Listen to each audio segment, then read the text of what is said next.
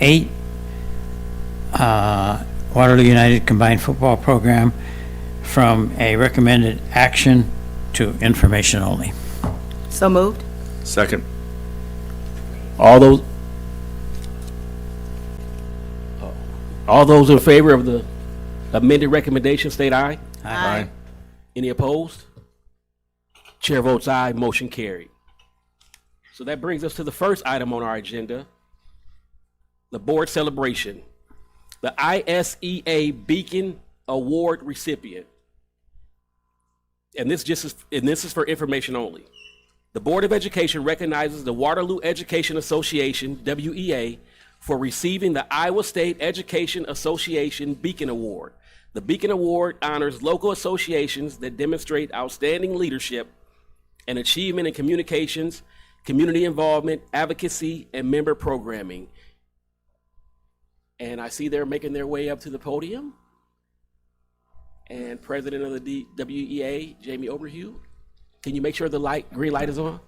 Hi. First of all, I'll just let my exec board introduce themselves. That keeps us from coming back at the later one to introduce who we are. We have a little bit of new people on our board this year after our election piece. But yeah, we'll introduce ourselves and then we can share some of what the Beacon Award meant for us. So I'm Jamie Oberhoy. I teach second grade at Orange and I'm our president. I'm Stephanie Giacchino. I teach fifth grade at Pointer, and I am membership and community involvement. Luke Overton, I teach vocal music at Hoover, and I'm the vice president. I'm Nicole Walker. I teach sixth grade language arts at Hoover, and I'm a middle school exec representative. I'm Tracy Richmond. I teach eighth grade social studies at Central, and I'm the treasurer. Sean Riley, I'm a social studies teacher at East, and I'm the high school rep. Hello, Sarah Cavalier, English teacher at West, and I'm the rights co-chair with Elizabeth Frohwein, who couldn't be here tonight, secretary, scholarship chair, and I've served on policy review for a long time. Donovan Oberhoy, I teach visual art at East High, and I am one of our high school executive reps. So the Beacon Award is given out by the ISEA to a union that is showing growth in their community outreach and communication and advocacy for members. And last year we had several pieces that led us to receiving the award at the ISEA Summer Leadership Conference this summer. First of all was our reinstatement of a contract after not having one for almost 10 years. That showed our advocacy work for our members and working to make sure that their voices were represented. We also reinstated and published a WEA Today newsletter. Matt Parrott and Sons is our production partners who help us with making sure that it gets to our members monthly. We had a lot of growing pieces through having a publication this year, but we made it each month. Every member got an update of what was going on in our association. We also, for a couple of years now, have had a partnership with Cedar Valley Angels. This year, we were able to provide 28 different love boxes, they're called, for students or for children who are in the foster care program. And when a family receives them, they get this box through a grant that we applied for from the NEA and the donations of our members. We were able to do that. Attached in the agenda, you'll also see our PDF that has our brag sheet for this year that kind of shows our 6 biggest areas that we're proud of, what we did this year. We also have a WEA scholarship that we award to seniors of our members, as well as any of our members who have children who are going into student teaching. We provide a stipend there to give back to the profession because we want to encourage that. Any questions you guys have for us? So who's eligible for the scholarship? If you are a senior of a member of the WEA.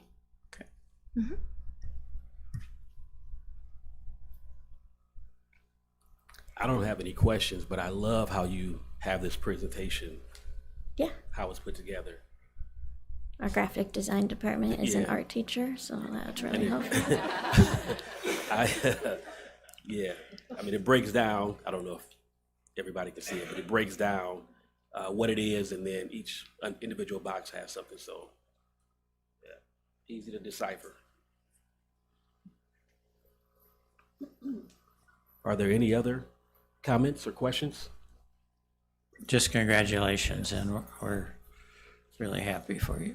Thank you. I echo the same sentiment. Congratulations. Job well done. Thank you.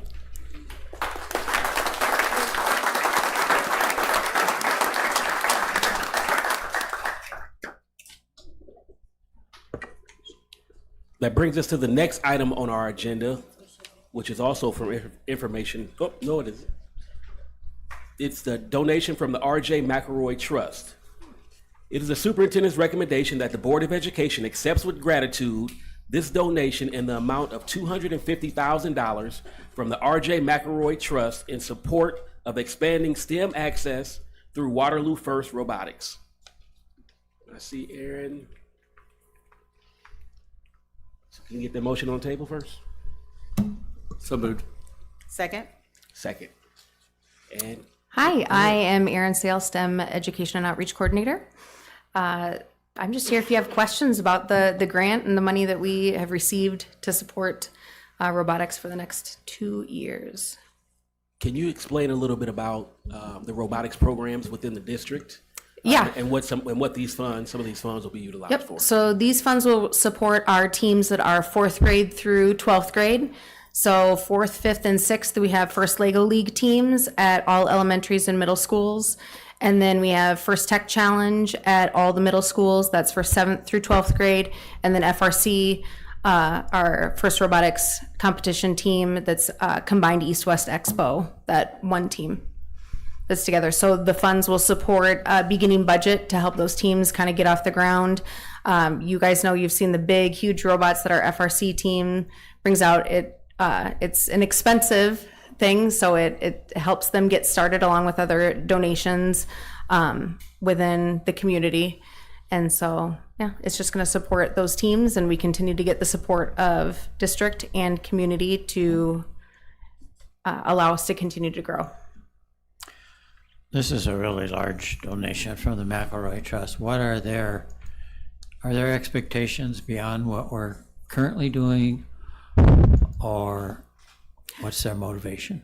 So it's to support what we're currently doing and then continue to grow those teams. We've grown quite large over the last couple of years, and to keep being able to support the purchase of materials for those teams, team t-shirts, registration for competitions, and stipends to cover coaching costs, because we do provide a stipend for all coaches to honor that time that they're providing. And so the $250,000 will be $125 for this year, $125 for next year, and then with the expectation we come back after those 2 years and provide more information on, is that enough, is that too much, is that not enough, for the funding.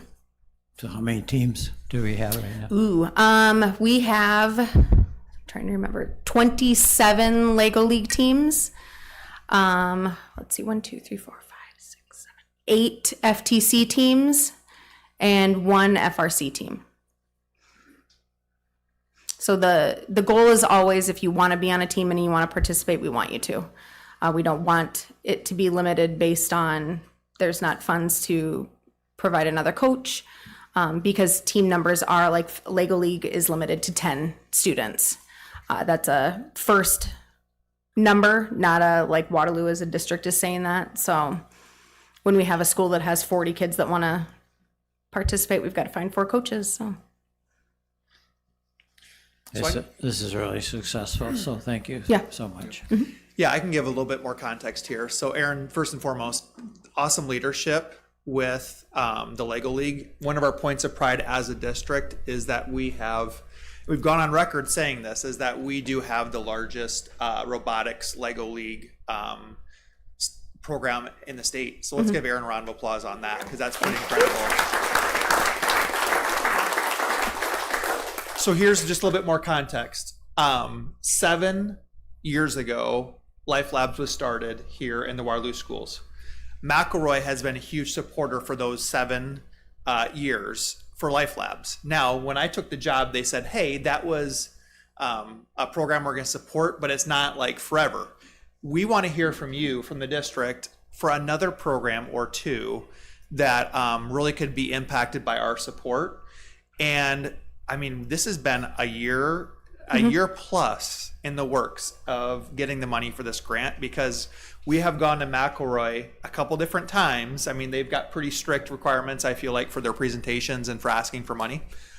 And I think it took like 3 different conversations for us to get here, but it came down to McElroy's board was very supportive. They love everything that's going on with Lego League, with FRC, FTC. And they said, that's the program. That's our next big thing. So think about what McElroy's done. They have supported Life Labs for 7 years. And then they have we're now moving on to to our Lego, I keep saying robotics, for the next 2 or 3. Is it 3?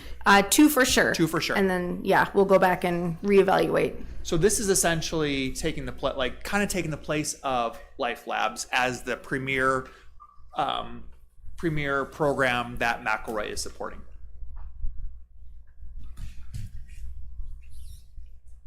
Great job. I echo those same sentiments. Great job. As always, we want to thank the McElroy Foundation for this tremendous gift that helps all our students and families in the district with robotics and Lego League. So are there any more questions, comments? Just a huge thank you. Yes. Thank you. One question. How many students, we have a lot of students in the audience today. How many students have participated in Lego League or robotics or, okay, a few? Okay. All right, so let's get the recommendation on the table. How many of, all those in favor of approving the superintendent's recommendation state aye. Aye. Any opposed? Chair votes aye, motion carried. Thank you again. Yep, thank you. Thank you again.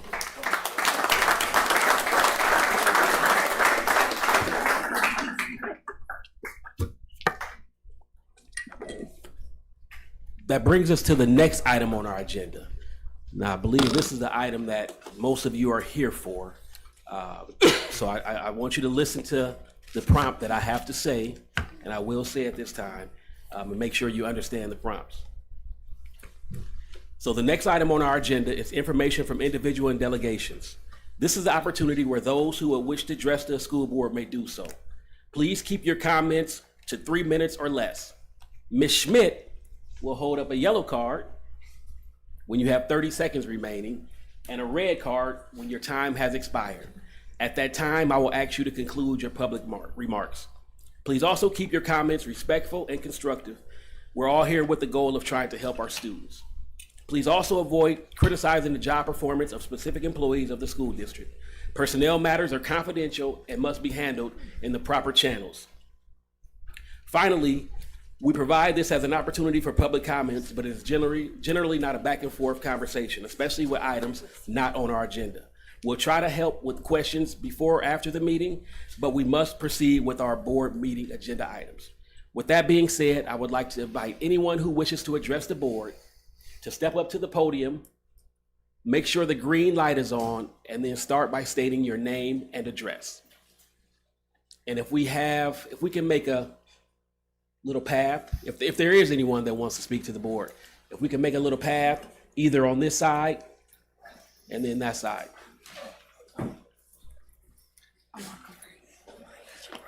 You want me to go first? And then make sure you start by stating your name and address. And for students,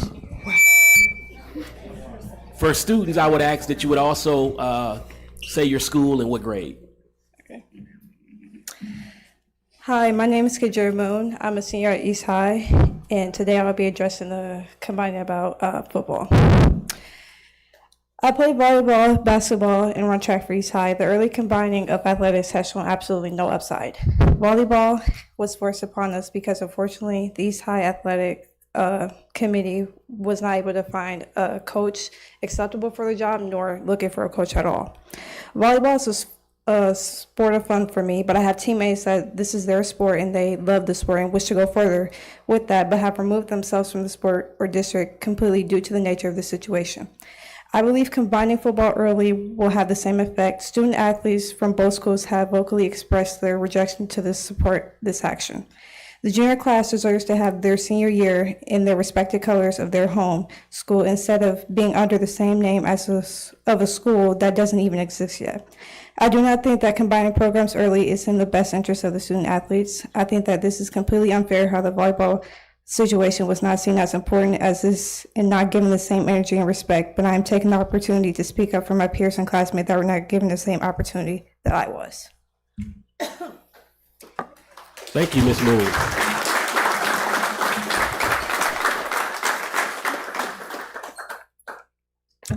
Good evening. My name is Amara Henderson, and I'm an open enrolled junior at Waterloo East High. I'm currently a student athlete that participates in softball, basketball, volleyball, and track. I decided to speak today because I believe that the youth voices deserve to be heard and decisions can be changed. As of now, there are 4 or more sports combined under the Waterloo United. Some of these sports have been combined because of the lack of players, which is understandable. This is the right reason to combine a sport. However, it is alarming that you are trying to combine football when there are no justifiable reasons, and you're not considering how this affects the upcoming seniors, like me and my friends, both at East and West, who will not be a part of Waterloo United High School. Seniors' memories of high school years will be ruined by forcing them to combine sports, consideration which is understandable. Therefore, East and West football teams should remain separate until 2028. As you stated, it would be when you approved the combining of the schools last year. It is not about keeping the rivalry, but it's about school tradition, continuing legacy, and building a family. With the East and West game being announced to be played at the Unidome, I believe that the final game should be played at the Waterloo Memorial Stadium. The game has been played there for over decades, and the final East-West game in 2027 should be there and planned out by the class of 2028 from both high schools as a fun and memorable event. I would appreciate you guys taking your decisions into deep consideration and thinking about the youth voices. Thank you for your time. Thank you, Ms. Anderson. Hello, my name is Kara Oberhoy. I live at 5532 Summerlin Drive, and I'm a junior at West High. I also have the privilege of being a student journalist and editor for our newspaper team, Wahawk Insider. Due to my participation on the staff, I received many questions and comments from my peers about things regarding the district. The greatest source of conversation recently has been about the merging of West and East football teams. I know that there was to be an email sent out to students on Friday with a survey that we could fill out in order to provide our opinions about the merge. I myself did not receive this email, and I know several of my other peers who did not as well. Even for those that were able to complete the survey, with only 72 hours to fill out the form before a decision is to be presented to you this evening for approval, many questions remain unanswered. These are just a few of the things that I heard in conversations with my classmates. If the merge were to happen, what would be done with the marching bands as they play in the stands and perform at halftime for the respective schools? Would they also combine, perform, and compete as one? What about the cheer and dance teams? What will this mean for this year's East vs. West game being the last? Many believe that this game should be made into something celebratory and have concern about it being played in Cedar Falls. With construction continuing well into next year, will the entire first season of United Football also be required to play off-site? Alongside that, homecoming has come up as a big area of questioning. What will happen with the accompanying homecoming events? Next year, will there continue to be 2 separate dances, courts, parades, and other festivities, or will those also combine? If so, should this year's homecoming be recognized as the last for East and West individually? There's lots of uncertainty about the logistics of this merger. My peers have expressed a wide range of opinions on the topic, but one thing has remained consistent. We want to be included and informed and collective pride as a district appropriately. Please take these questions into consideration before making your final decision. We as students want to have some clarification and understanding of what to expect over these next 2 years. With the new school year just weeks away, time is running out for us to plan accordingly. This year's homecoming theme has already been announced, but may need to be changed to fit new potential circumstances. You are deciding more than a just football schedule. You are determining how our student body will bring to a close one of the most important chapters in our city's history. We want to be prepared so that we can give it the reverence that it deserves. Thank you for this time. Thank you, Ms. Overview.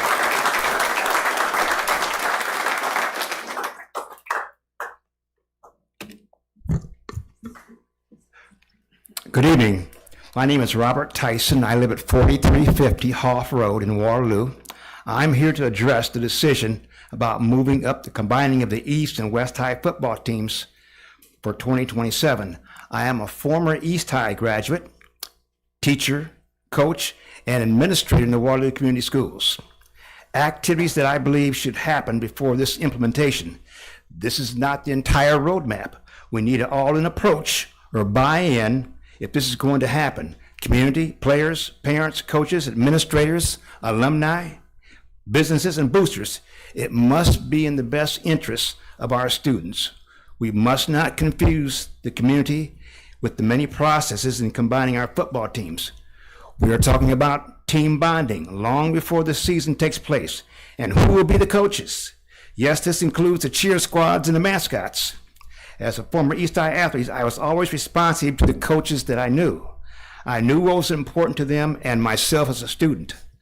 Academics was a high priority in what I will do when I graduate.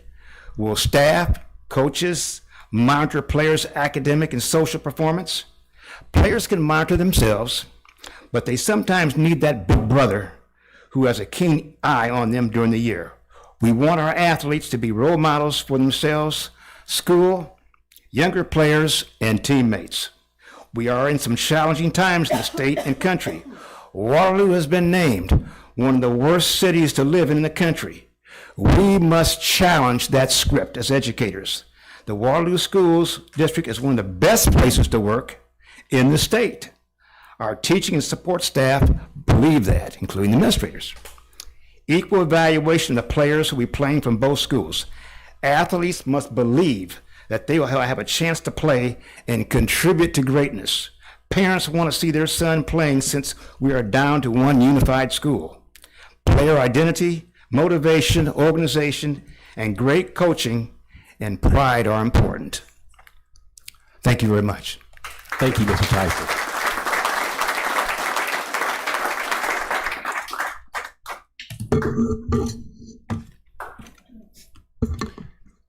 Hello, everyone. My name is Charlie Aldrich, and I'm a proud student athlete graduate of East High School and equally proud retiree of the Waterloo School District as a teacher coach here for 41 years, 18 as a varsity football coach at East High School. Now, as in the past, I'm looking for the best interest of our student athletes.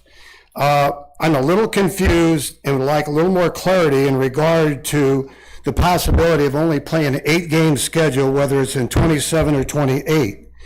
In football, you only have a 9-game regular season schedule compared to volleyball, basketball, baseball, softball, wrestling, where a team can have 20 to 25 to 30 contests in a year and could play up to 2 to 4 contests in a week. Playing 8 games instead of 9 is like missing 12% of your season. Maybe you want to ask those players in those other sports how they feel about losing 12% of their season. In addition, parents and guardians have been supporting their child since youth football, middle school, high school, only to see them play not a complete schedule. One game could really provide a memorable moments for that player. In just one game, he could, on defense, make an interception, sack the quarterback several times, lead the team in tackles, recover a fumble. On offense, he could catch several passes, rush for over 100 yards, pass for over 100 yards, score a touchdown.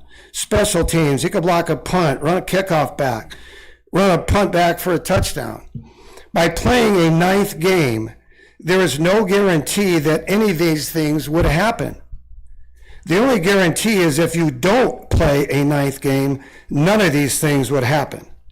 And then also, what about the postseason honors and awards?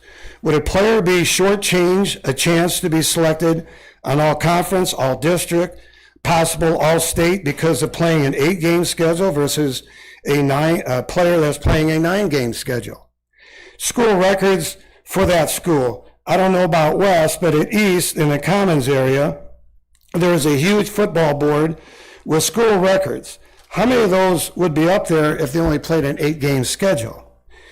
Also, many players have aspirations to play at the next level at college. Having another game to showcase their talents on tape would certainly enhance that possibility. If waiting until the United School opens, I think some school officials and administrators should go to the player's home and sit in their living room and look the player or parent in the eye and say that we guarantee that there will be a 9-game schedule, whether it's in 27 or 28. That's one thing. And that would be great. But if they can't, it's another totally different thing. Thank you for your time. Thank you, Coach Aldridge.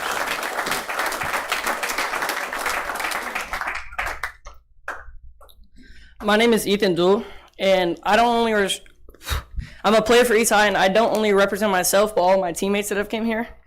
I understand the idea of combining the programs will strengthen the team and deepen the depth chart, as I've heard from some people, but I believe that football is more than that. I believe that football isn't only about numbers, but it's about pride, tradition, and the history that these schools have made. I grew up a Trojan, and I did junior Trojans, and I've always knew that I was going to go to East High School, and quite frankly, I don't want to be a Titan. I want to finish my football at East High School. And I believe that we've built something here. I believe we built something at East High, and we can do something special in these next couple of years. And I just asked if we could finish that. I want to finish my high school years at East High School, and I believe my teammates do too. That's all I have.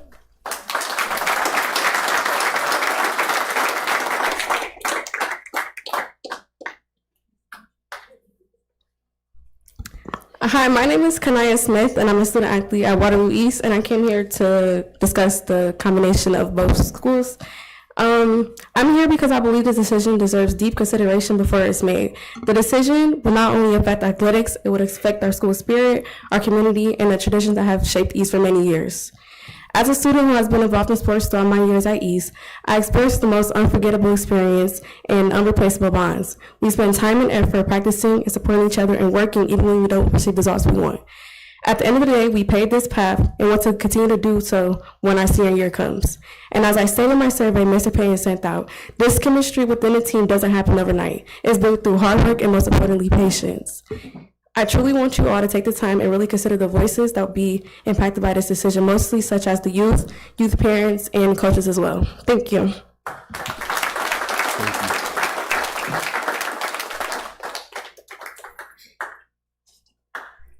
Hi, my name is Jakeem Montgomery, and I'm speaking on behalf of the football team. I would just like to talk about the combining of the schools. So on Friday nights, we would come together, play one game, and then go back to separate schools. On Mondays, we would be in opposite buildings, not being able to celebrate with each other or supporting each other through losses. What about team unity? How can we truly become one team if we are only together for practices and games? Will we have one dance, one homecoming, one pep rally, but two separate buildings and schools? How can we create a united school spirit when our everyday lives remain separate? You want us together, but you don't want us to walk the same halls, sit in the same classes, or have the normal opportunity to bond with each other. What opportunities will we actually have to build relationships outside of football? Have you really thought about how this will make the students feel? Some already combined programs are having problems, not enough uniforms and equipment. Some athletes have to share equipment or deal with equipment not being properly prepared. If current combined programs are struggling, are we really prepared to combine football? We are the students, and we believe our choices and voices matter about this decision. In our locker rooms with our new head coach, Coach Los, we have built a whole new culture on the football field, outside of practice, in the locker rooms. Days we don't have football practice, we come together, go to the Plex, work out on the hill, and I feel like these things will be taken away from us if we combine schools early.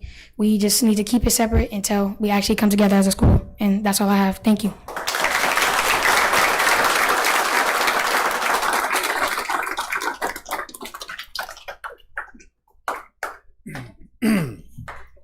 My name is Anthony Nye. I'm varsity line coach for East High. And if you want to ask our kids what it means to be a Trojan, you just turn around and ask them. They're all here. Don't worry about an eight game season. Don't worry about that 9th game. Let me just tell my kids stories. My son too, he started here before Coach Los. And he had a chance when we moved to go to West or Cedar Falls or wherever. He chose to stay because of the culture that was being built here.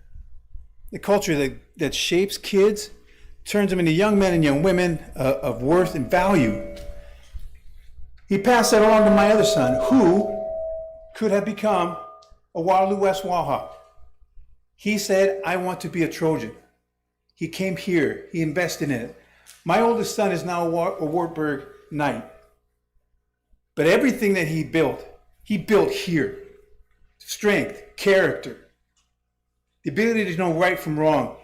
That's what we're building here. That's exactly what we're building here. Don't worry about the 9th game.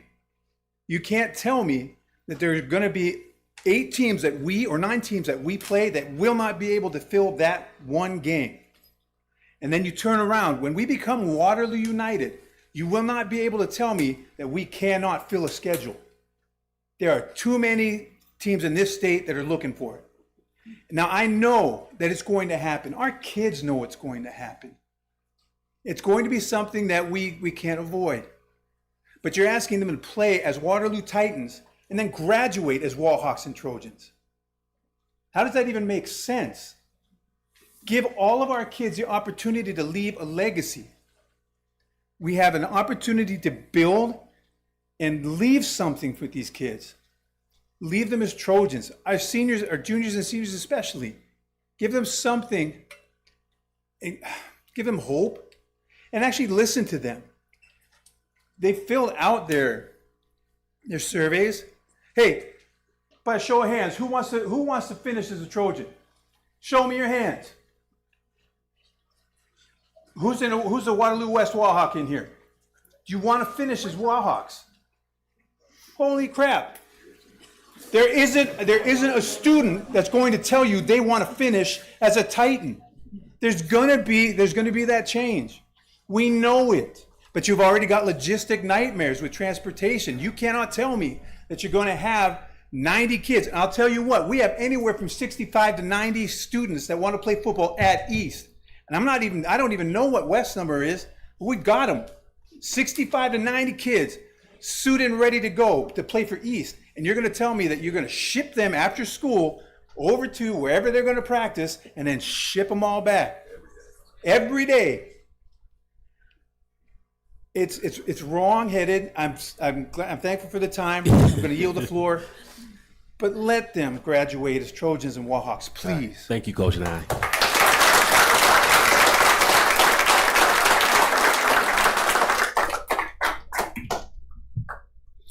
Hi, my name is Amy Landers Kearney. I'm the parent of Ava Jones, who's a 3-year varsity starter for Waterloo West Volleyball, now entering her senior year.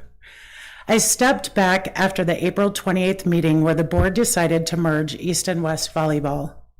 I know these young women, their resilience, their courage, and I believed they'd make it work, and they are.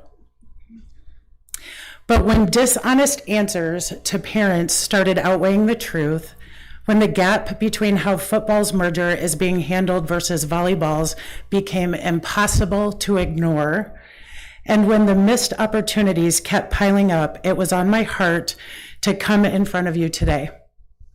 On April 28th, the board merged 4 programs: bowling, wrestling, cross country, and volleyball. Volleyball is the only team sport among them. And I was a swimmer, so I'm not saying anything negative about individual sports at all. But no one from either school attended that meeting because no one knew volleyball merger was even on the table. We were told it had been worked on for months with full stakeholder support, yet no West High stakeholders, students, or parents knew. Families found out after the fact, But we let it go anyway because we trusted these girls to make it work. And again, they are. Here's what I can't let go of. While volleyball was being decided in silence, 4 parent-student meetings were being held and planned for football. Facebook posts on June 22nd, June 23rd, asking incoming 8th through 11th graders, parents, and alumni for feedback for the football merger. 4 meetings followed. Flyers went out, QR codes for surveys, and on July 30th, every Waterloo school family got an email specifically about the football merger, stating how critical it was to hear from students and hearing their voices. Every one of these girls got that email about football. Volleyball had no conversations, no emails, no meetings, no surveys. The district talks about valuing student voice. That voice was never invited for volleyball. The team has already missed 2 major bonding and exposure events that other teams from across the state of Iowa attended in preseason. The Iowa State Camp, the Prep Dig Camp in Iowa City. Each time the excuses changed. No money in the budget, coaches on vacation, hotels don't want kids running around. They raised over $7,000 and missed these team bonding activities. Just last week, the girls were told they would not be staying in a hotel for the Johnston tournament just 2 days away until a parent personally donated $800 so that they could stay in a hotel. Ms. Landers-Kearney, Yeah. we have a red sign. Can I say something to the girls? You can actually yield your time. Yep. That's over to Okay. someone else. And if you have information that you're reading off of, you can email that to us as well. Okay. But we have to respect the 3 minutes. Thank you. With everybody. Thank you. All right. Thank you.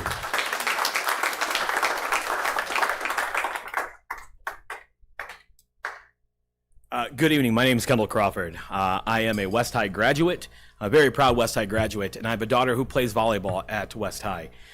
Here is the reason that I am here. We know that the merger happened. It happened unknowing to our girls at West. Now, bringing in girls from East High, it's great. We are working through all of those things that needs to happen. What I need you guys to do is take a look at these girls that are sitting to my right and explain to them, as Amy said just a moment ago, why it was more important. Football deserves all the attention, the credit, and everything that they get, right? And I'm not discrediting football. I love the sport of football. I love the athletes, the coaches, and how much and hard work they put in. But these girls do the same thing, just in a different field. Theirs is indoors and not outdoors. They did not get the same gratitude, the respect that is being shown to this other sport. They have to see the emails and the text messages that come out about, please fill this out, please fill this out, let us know. That level of competition and rivalry and between East and West exists in all of our sports across the entire district, not just football. Yes, while a lot of our sports have combined that are more towards an individual aspect, whether it be cross country or it could be bowling, that's different. These girls take 6 of them on the court at any given time in order to play what they do. These girls have missed opportunities. They are now having to learn to reshift and figure other things out.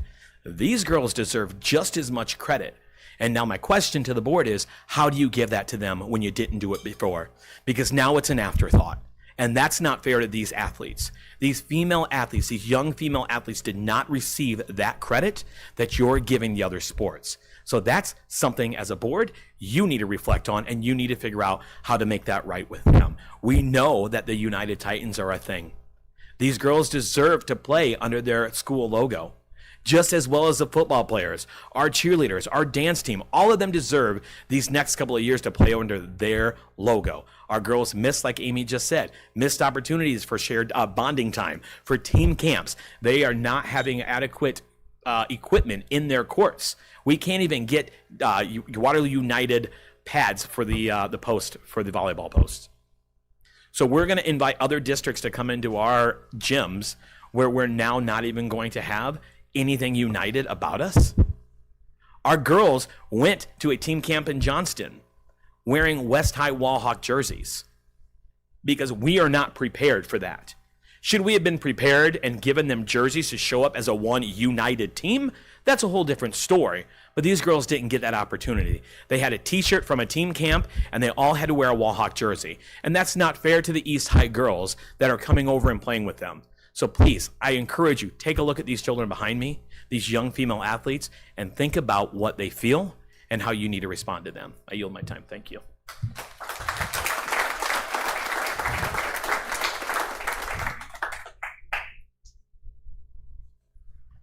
Good evening, my name is Braylon Haggerty. I'm a junior at East High and I'm a Trojan cheerleader. Respectfully, we should not combine East and West football for the 27-28 season.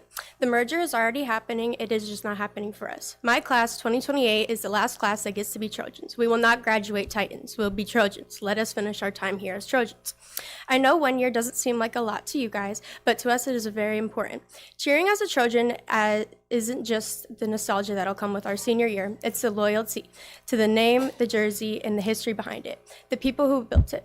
You don't fast track that into a new mascot without losing it. Youth voices are important, and please take us into consideration when making your final decisions. Thank you.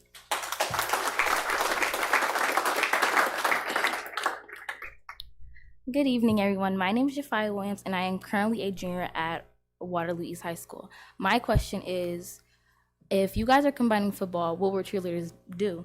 I don't think our team should be combined with Waterloo West for the 2027 to 2028 school year. I understand and I am fully aware that the schools are gonna come together in the future, and until then, we should be able to continue being our own teams. Our cheer team has been here for years on years, and we have our own traditions, bond, and ways of doing things, ways that me and everyone else have enjoyed being part of. I think it's also important that we keep representing our schools, since the 2027 and 2028 school year would be East High's last school year until Waterloo United is the official high school. There is nothing good against the other school or their teams, but I feel there is no reason to combine the teams before the school actually comes together as one. We can still support each other and work together while keeping our own school teams for now. I also think us students' thoughts should be taken into consideration, as we are the ones that will be affected by the decision, whether it's football, basketball, cheer, or anything else. A lot of us have put years into our sports, so again, I hope you will take how we feel and consider it. I am proud not only to be a part of my school, but also the cheer team and everything else East has to bring. I hope we can keep things the way they are for now and make those bigger changes when the time actually comes. Thank you for listening.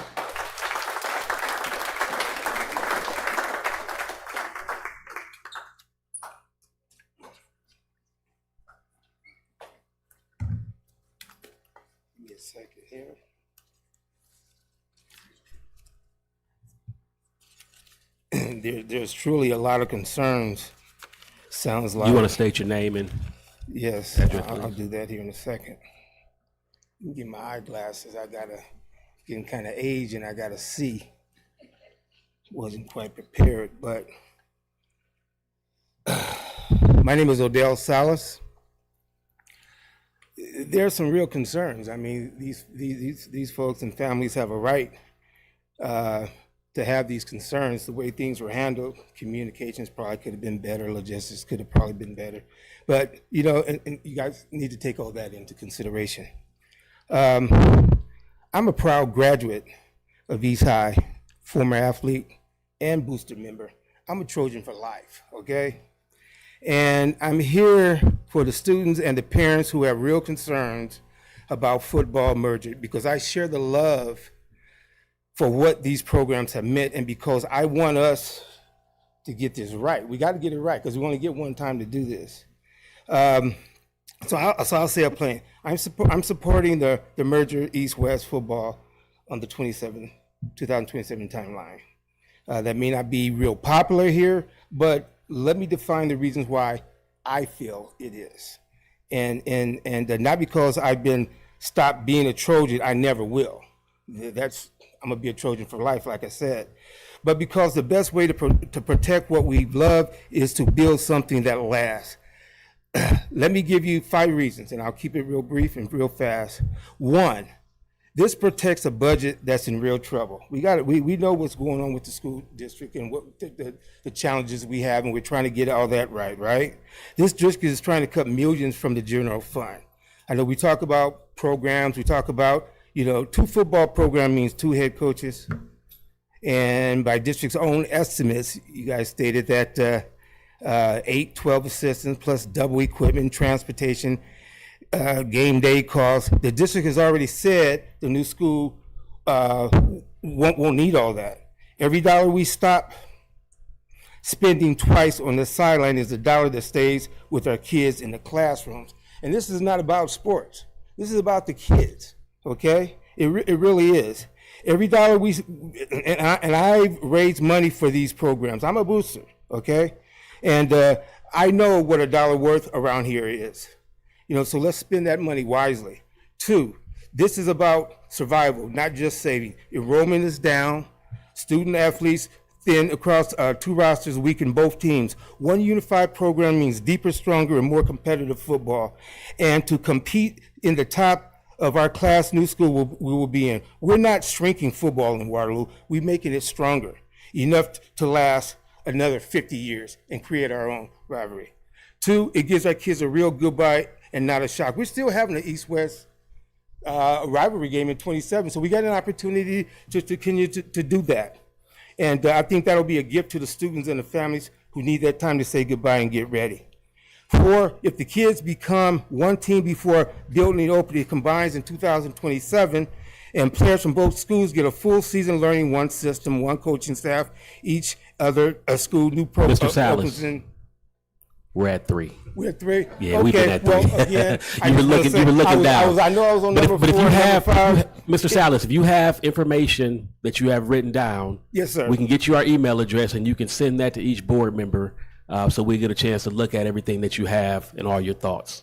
Thank you very much, and I do appreciate your time. I appreciate you. I hope you guys do the right things. All right. Take that into Thank you. consideration when you have your vote next week. Yes, sir. And let the folks know that you're voting next week.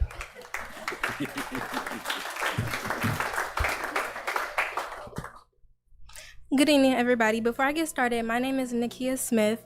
I am part of class of 2029, which will be class of Waterloo United High School, the first. And having nobody of actually class of 2029 come here and speak, so I thought I'll say my thoughts. Usually I do good under pressure, but right now I'm under a lot of pressure, and so I'm unprepared, and that's why I'm under pressure. And that's kind of what happened when you're unprepared. You get put under lots of pressure. And I feel like that's what is going to happen when we combine the 2 sports and everything else just comes together as once. We're so unprepared that it's going to be so much pressure, which is the reason why there's so much conversation and so much debate being said about it. But second, I want to say I'm excited to be a Titan. I believe in a mission as one of the core values are unity. But I also believe that true unity takes time. I'm here today because I'm dedicated to speak on behalf of the student voice. I'm speaking about my disagreement with combining Waterloo East and Waterloo West earlier than expected. I understand that bringing athletics together will be good for the bigger picture of Waterloo United, but I feel like we are rushing a decision that deserves more time, communication, and preparation. Good things take time. Sports are more than just games. There's already families built within those teams. We build relationships with our teammates, trust with our coaches, and support each other and create memories together. Our team has their own traditions, identities, and chemistry as one. But I actually want to recognize a few sports that are already underlooked and underfunded, such as cheer and dance.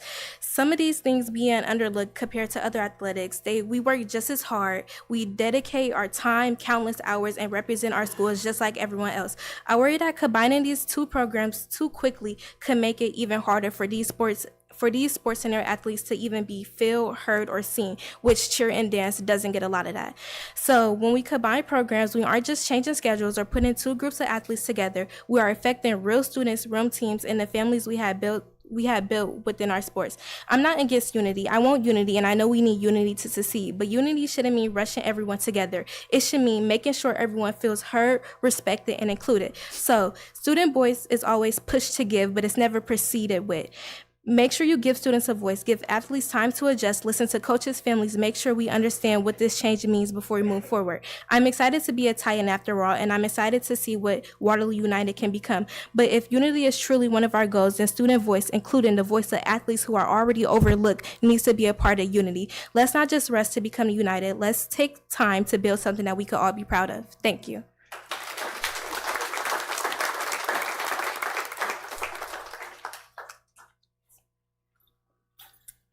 My name is Naziah Fisher, and I'm a student at Waterloo East High School, and I'm going into my junior year. I'm here to share why I don't support the combination of East and West High School, into football, into one team under the Waterloo United Titans name for this fall season of 2027. I understand that this idea may be meant to bring students and schools together. However, I believe combining the programs could take away an important part of what makes East and West special. Each school has its own traditions, pride, rivalries, and history. Football is not just about the players. It brings together students, families, staff, band members, cheerleaders, and the larger community. I'm also concerned that a combined team could mean fewer opportunities for students. There are only so many positions on one football team. Students may have had the chance to play, grow, and represent their school could be left without that opportunity if both programs become one. East and West students can support each other and come together as a community without losing their separate identities. We should focus on strengthening the school's football program, encouraging more students to participate, and finding ways for both schools to succeed. Before making a decision this big, I believe the board should seriously listen to students, players, parents, coaches, and staff from both schools. Our opinions matter the most because we are the people who will be affected. I respectfully ask the board not to combine East and West football. Please protect the traditions, opportunities, and pride that both schools have built. Thank you for listening.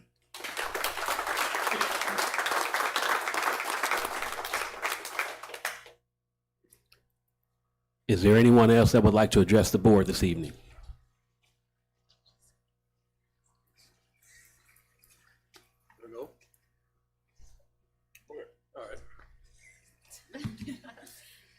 My name is Don Gibson. I graduated from East High School in 1965. I participated in sports. And I came back 38 years later to be a teacher in the business department and coach the head swim team. I was a head coach for the boys swim team and the girls swim team.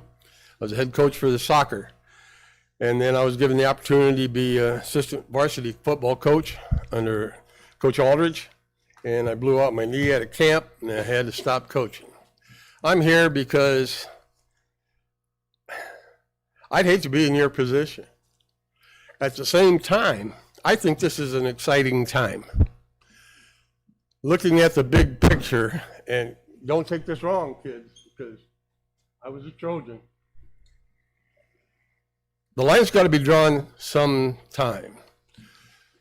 Who's to say whether now is the time or waiting 1 or 2 years? That's up to you guys. Feelings are going to be hurt if we do it this year and do it 2 years. But I think it's exciting because I came from the time at East High School when if East High wasn't winning everything, West High was. And people talked about us no matter where you went. Long story short, I'm in north of New Orleans playing golf. And I walked up to a couple of old guys that were at the country club and they said, "Would you like to play with us?" And I said, "Sure." "Where are you from?" And the one guy says, "You're not from here, are you?" And I said, "No, I'm not. I'm from up north." "Well, where are you from?" "Well, I'm from Waterloo, Iowa." And they both just stood still for a minute and looked at each other. Now, these guys are 75, 80 years old. And they looked at each other, and the one guy said, "Isn't that the place that really has good football, good basketball, and good wrestling?" I'm 25 miles north of New Orleans, and these people know what's going on. They're obviously sports fans, but they know what's going on. So what Waterloo has done in the past, we can do it again. And the sooner you get together, kids, the better you can do it. Imagine putting two strong teams together that make the best team to get back to where we once were. Sorry about all the emotions and what you'd like to do and everything. Wait, no questions. Sir, can you make sure you can address, but make sure you talk in the microphone because we're live stream. Well, that's an example of how I get along with kids better than I do adults. But yeah, I think it's an exciting time. It truly is. I've been a school administrator. I've seen the good and the bad. My soccer record, when Steve Coates asked me to be the coach, I said, the only thing I know about soccer is if you score more than I do, you win the game. And he complimented me by saying, "You've done such a good job with the swim team. I'd like to have you try it." Well, I did. And I ended up with 115 record. One victory. So good luck to you. Good luck to everybody. I think it's an exciting time. Get it done, make the right decisions. It takes a village from the top all the way down to the players. Thank you for your time. All right, thank you.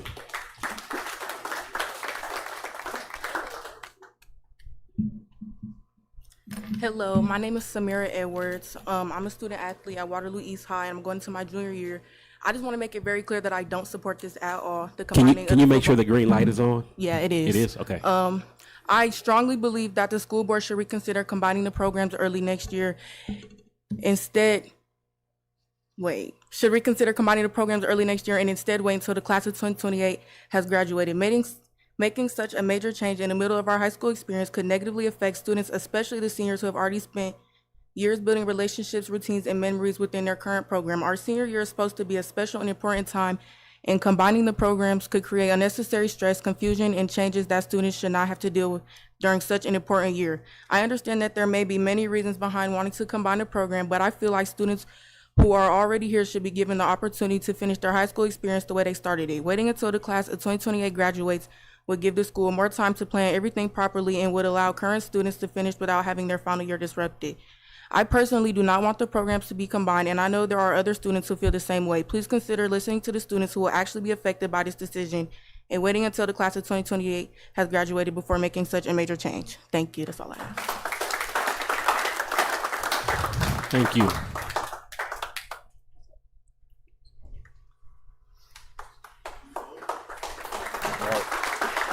So, I wasn't gonna say anything because I feel like. Can you state your name and address, sir, please? Man, y'all know me. Do it. I'm just playing. I'm DeCarlos Anderson. I am a proud Warhawk graduate, current head coach East High School. Again, that's my part-time job, and I think that what people need to understand is that the amount of time that we have given to this program, I feel is really not being respected, right? More importantly, to hear some of the things that's been said as far as participation, funding, right, and things of that nature.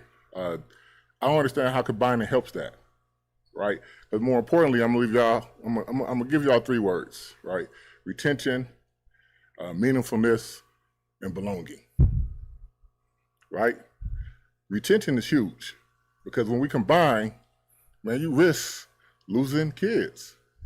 There's no way around it, right? And if that's something that's important to our district, we promised them 2028. So what's the rush, right? And I think those are things that are very, very important, right? We talk about meaningfulness, right? Meaningfulness goes a long way just from the standpoint of here we are, right? We had a senior class, we took this over. Man, my charge as I came onto this as the head coach, because as I say, and our coaching staff and our students feel the same way. And y'all, we're not finna accept the history of East High losing. We're not gonna accept that. We decided not gonna accept that because we're creating a winning mentality. And what's unfortunate right now is that everybody's looking at wins and losses, and everybody's talking about sports, right? So when we talk about meaningfulness, man, I can put it in the bag, and these young men will tell you. We talk about academics, right? I had a 1.6 at West High, right? That wasn't anything that was sold to me. But through my experience, I understand how important that was and what that meant to it. Because football is just 2 months. We grinding right now, and the money we get as coaches, man, they don't pay my bills. So when you do the math, man, it's 50 cents an hour. You know what I mean? I spend more than I make, right? Just because of those things. And I think those are things that need to be taken into consideration, right? Because we are making sure, right, that at the end of the day, man, we know a lot of these guys not gonna get a check, or young ladies not gonna get a check doing this anyway. But what it's going to have meaning is what we instill in them as academics and the importance of that and how they can translate. Because everybody can go to college or whatever it takes to get there. Belonging, right? You take away the sense of belonging by combining these schools early. Right, because now, as some my young men said, because I feel like they said enough. Young men or young ladies, right? The people who have already experienced it have said enough. You strip this sense of belonging. We got a volleyball team that got to wear West High uniforms. because we don't have the money. Man, how y'all gonna afford to pay for all these football uniforms and equipment and all other things, or bus kids all over? You strip that sense of belonging. And then you have to ask yourself, as board members, right, community members, or whoever talking about this eighth game and things like that. I think as a new school, man, you might want to play 8 games because you could take the 4 fields, the state said, with the plus 17. Sound like a win-win to me, right? See the other card. So I ain't gonna hold us too long, but I will leave you with this. I've never really been a gambler, right? This wasn't my thing because it didn't make sense. Like, this doesn't make sense. Why? Because there's no guarantee you're gonna win, right? So now here we are gambling with the future of our students, right? And there's no guarantee they're gonna win, right? So I'll tell you this: Trojans, Trojans, Trojans. But that's culture. We built that.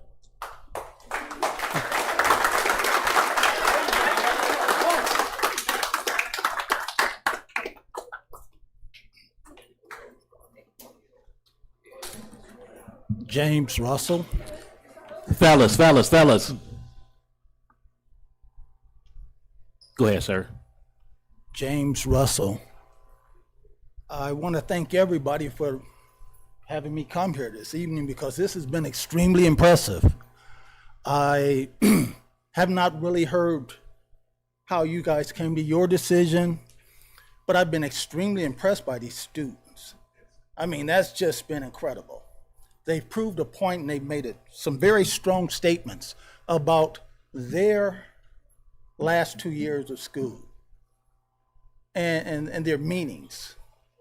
And I just hope that what they've done today, we really listen to it and believe it, that they're not strong-armed, but they're actually listened to. I mean, we got class reunions going on all the month of August. And man, you ought to see those. You ought to go to these things and look at, how they feel, hey man, I ain't seen you, remember that time? And that's what they're talking about now. Are we listening to what they're saying, or are we making decisions despite of what they're saying? I was gonna go a little bit farther, but I thought it was just a little bit too deep as far as winning and losing, because, sometimes we'll do anything to win. These kids are too young to live that type of life and have that type of presentation, and do this or. I hope you guys feel the same way. Thank you. Thank you, Mr. Russell. Is there anyone else that would like to address the board this evening? If possible, Coach Newman, if possible, because there's a second part of this where we'll get to the next item on the agenda is a presentation. The athletic department will have a chance to speak. So if the coaching staff or the students would like to hear that as well, this will be the opportunity. And this will be the only opportunity, so. Okay, all right. So seeing none others, we'll move on with the next item on our agenda. The next item on our agenda is the Waterloo United Combined Football Program. And this now is for information only.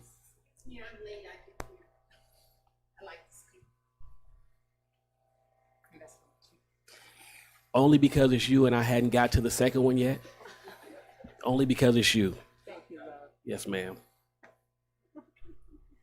And we appreciate you. Can you start by stating your name and address, please? My name is Cora Turner. My address is 616 Newell Street in Waterloo. I've been involved in this district over 40 plus years. I appreciate the student population that came before us to speak. But as a change agent and been involved in change all my life, we as adults need to listen to what students have to say, but we got to make a decision to push forward to where we need to go. I had a son also involved in the East High. He was a person connected with Hoover and could have went to West, but we're Trojans for life. My husband, others in here. The Trojan will never roll off of us. what we speak and what we say about East High School and Trojans stand strong. But what your commitment is ensuring that when we move forward with the decisions we're making, it moves our children forward, giving them more opportunities, widen the scope of what they need to do to be successful as a Waterloo student. I thank you for being a board member. I agree with what I've heard. It's a hard and tough decision, but at the same time, it has to be something that takes in the whole full program of what we have to offer. Thank you. Thank you, Ms. Turner.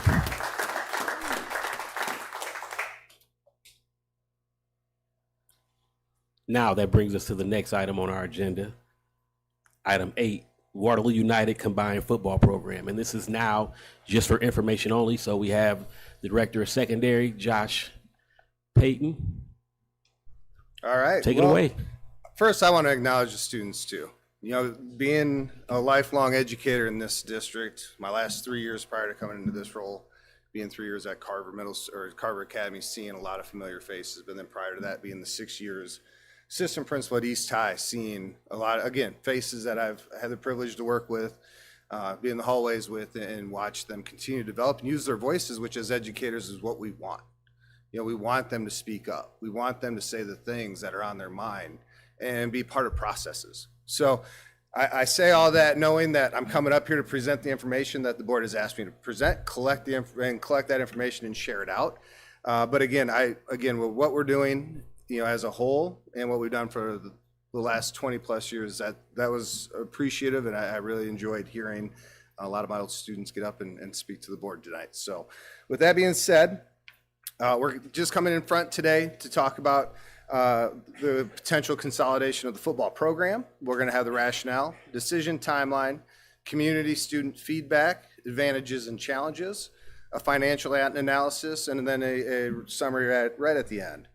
So the primary consideration, back in December, we were approached in communication with the state Iowa High School Athletic Association football area about what it would mean in the fall of 28 if we didn't combine early, that there would be a loss of a game for all of East's schedule, and what that does for scheduling. We got recommendation from them is that we can explore it. They would not force a shared agreement, which is what all of our combined programs are in as it is. But they really had that just laid out the why behind it. So we started coming together, you know, as a district leadership team with the head principals and athletic directors at East and West to say, okay, is this what we want? So that's the reason we're here. That's the number one thing. Now, I know there's been a lot of talk about 8-game, no 8-game. What we do know, and this is, again, I'm just coming up to give you all the facts, is that there's only 8-game schedule that we could play right as if it ends and we can't find a game. On the record, it's 9 games. We will get a full 9-game win-loss record because the East game that was East-West previously, because United would absorb into West's schedule, that would be a forfeit win. So right away, the state would see us with that win plus the 17 points. That's for the RPI, which plays into state playoff consideration. Now, obviously, United would need to play those next 8 games to see if they qualify for the state playoffs. What we also now know, too, is that we can pursue out-of-state game for an exhibition game for week 1, which is when historically the East-West game would be. So that's all excellent information that we need to have. The problem is we can't move and start scheduling those until everybody has their schedules. You know, and so that's going to be another year out before that next 2-year cycle will come in. We've already sent some feelers out of state, just trying to see what the availability is. We haven't gotten a lot yet because it's summertime, but you know, it's obviously something that we will continue to look at and pursue. So I just want to make sure that was very upfront and clear on the why we were here, because now we've got the secondary side of this. You know, when we're looking at student safety, the eliminating the need, you know, for underclassmen to potentially have to play up. They may be physically ready, then they would play up, but we've seen it historically that the students just quite aren't there. We got to fill the numbers and ensure that the teams are being fully staffed and enough players to play. We're also looking at it programming-wise of being able to play 3-tiered football. So some programs, back in the day, was freshmen, sophomores, varsity, or freshmen, sophomores, JV, varsity, where now we have JV1, JV2 varsity. Just bringing these programs together allows us to keep the kids at the same level, the opportunities to play against age level peers, and being able to grow developmentally at the appropriate space and also build the team concept. Then what this also does is it provides us that transition timeline. The ability to go a year early provides us that chance to get these kids together early. These are going to be some of the leaders, that are within our building. Not all of them, but it gives us that opportunity to ensure that we have some. Also followed the student email with the talking points to the families, saying, hey, your student has an email regarding football feedback. It went to the student body and the players. So it went to all high school students for East and West. Now we had two different spots on that survey that said either I go to East and West, I'm not a football player, or I'm a football player. So as you can see, in those two different survey forms, the community had multiple choices. It could have been alumni, it could have been other, it could have been a parent, current parent of East-West football players, current East-West football player. We also had two spots, was a future United football player and a future United football parent. We just wanted to make sure we were covering a lot of those spaces that we were in. So we got 189 responses on the community survey. Support was 55% from the alumni who responded the most. That was our highest number at 83 responses. Community came in with 65% support with 59 responses, and then parents came in with 27 with about 60% support rate. Now I will clarify, we didn't ask a yes or no, do you support this or not? It was us looking at themes, breaking it down that way, looking at the positive statements, but also taking in all their concerns too. So then, but with the student survey, we did ask them yes or no. So what you'll see is we had 75 responses within the student survey. And so when we broke it out between football and student body, we found that 29% of the football players supported the early consolidation at 46 responses. And then at 32%, the student body supported it with 29 responses. So some of the advantages, we've kind of hit on those. We get the enhanced player safety by playing at age-appropriate levels. Some of the other things, and this is the feedback that the students and community identified. So then their feedback also was being more competitive at the 5A level, which is the top level for Iowa football and that West is currently in. They identified quite a few of the times that it enhances college recruiting opportunities. And then early unification allows the culture to build within that program earlier than what was planned. Some of the challenges, and I think we heard it tonight, loss of final tradition for the East-West rivalry game.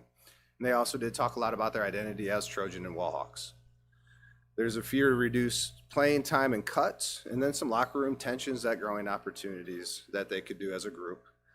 And then also the transportation piece, which we knew from the start that this was one of the bigger barriers. I do just want to also reinforce that we are not the first big school district to do this. Des Moines, Hoover, and Roosevelt did combine their programs as of last year. So we've been working with them in state and communication to say, okay, where were your blind spots? What would you do differently? And I'll be honest, and I'll be the one to stand on the sword. Being part of the athletics is with volleyball and some of those things we learned from that. And that's why you're seeing a different approach tonight and why this process has. And it's not that those girls, I'm the dad of two volleyball girls, an East grad and a West grad.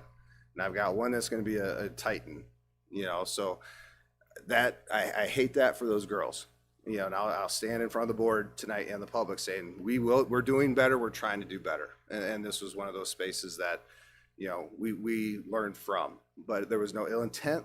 Their voice is just as powerful as anyone else, and they showed it tonight.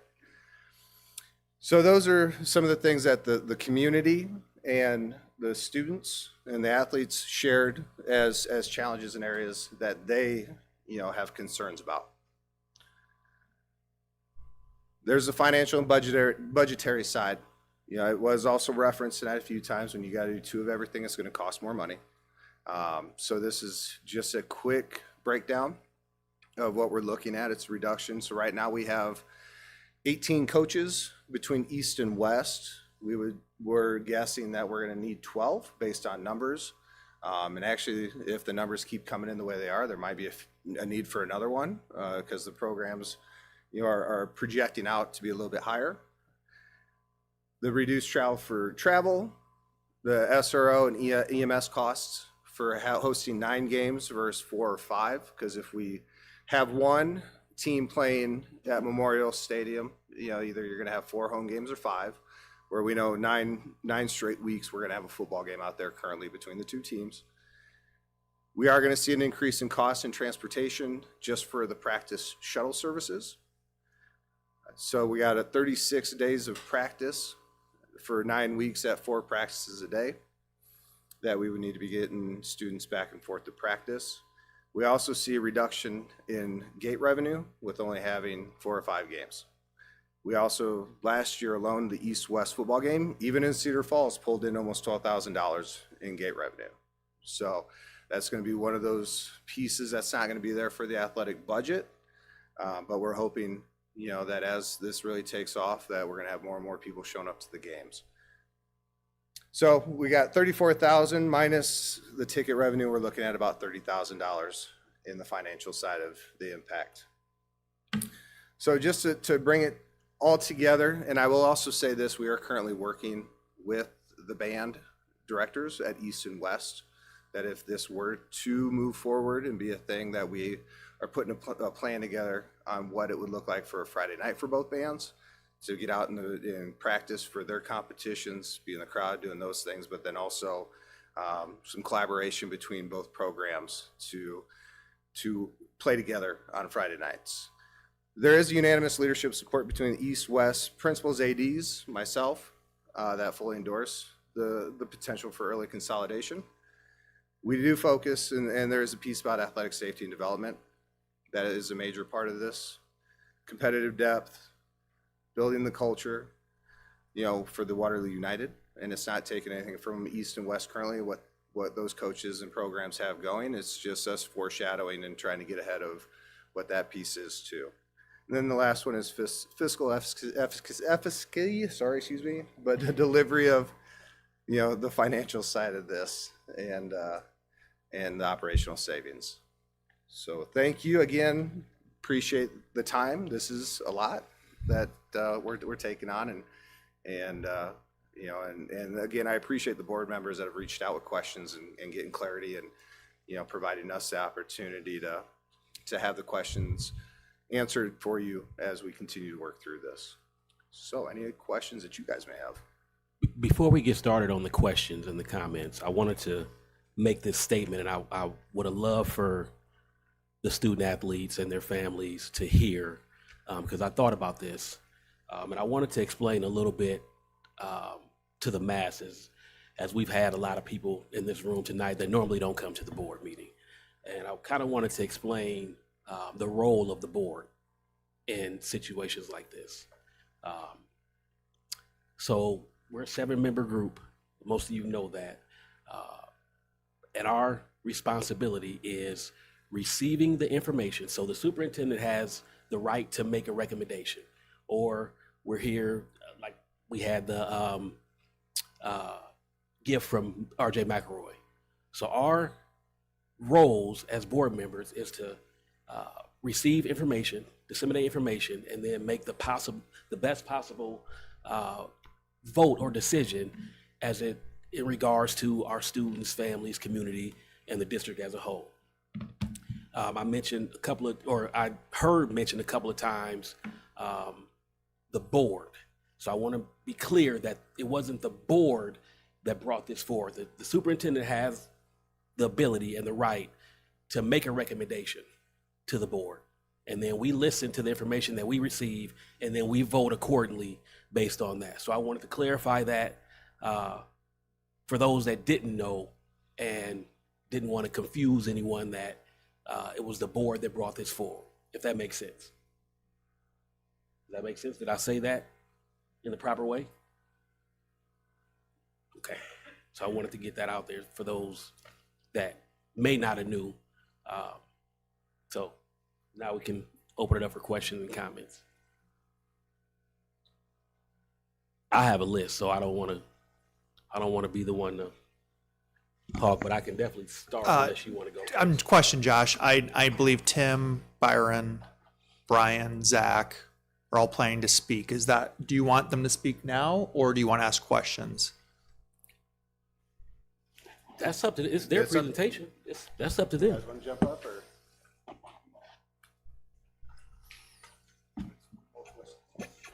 What's that?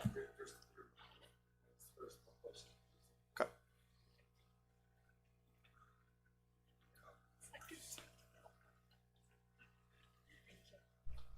Hi, I'm Byron Phillips, proud principal at East High and a proud product of Waterloo Schools. And I was really proud of our young people.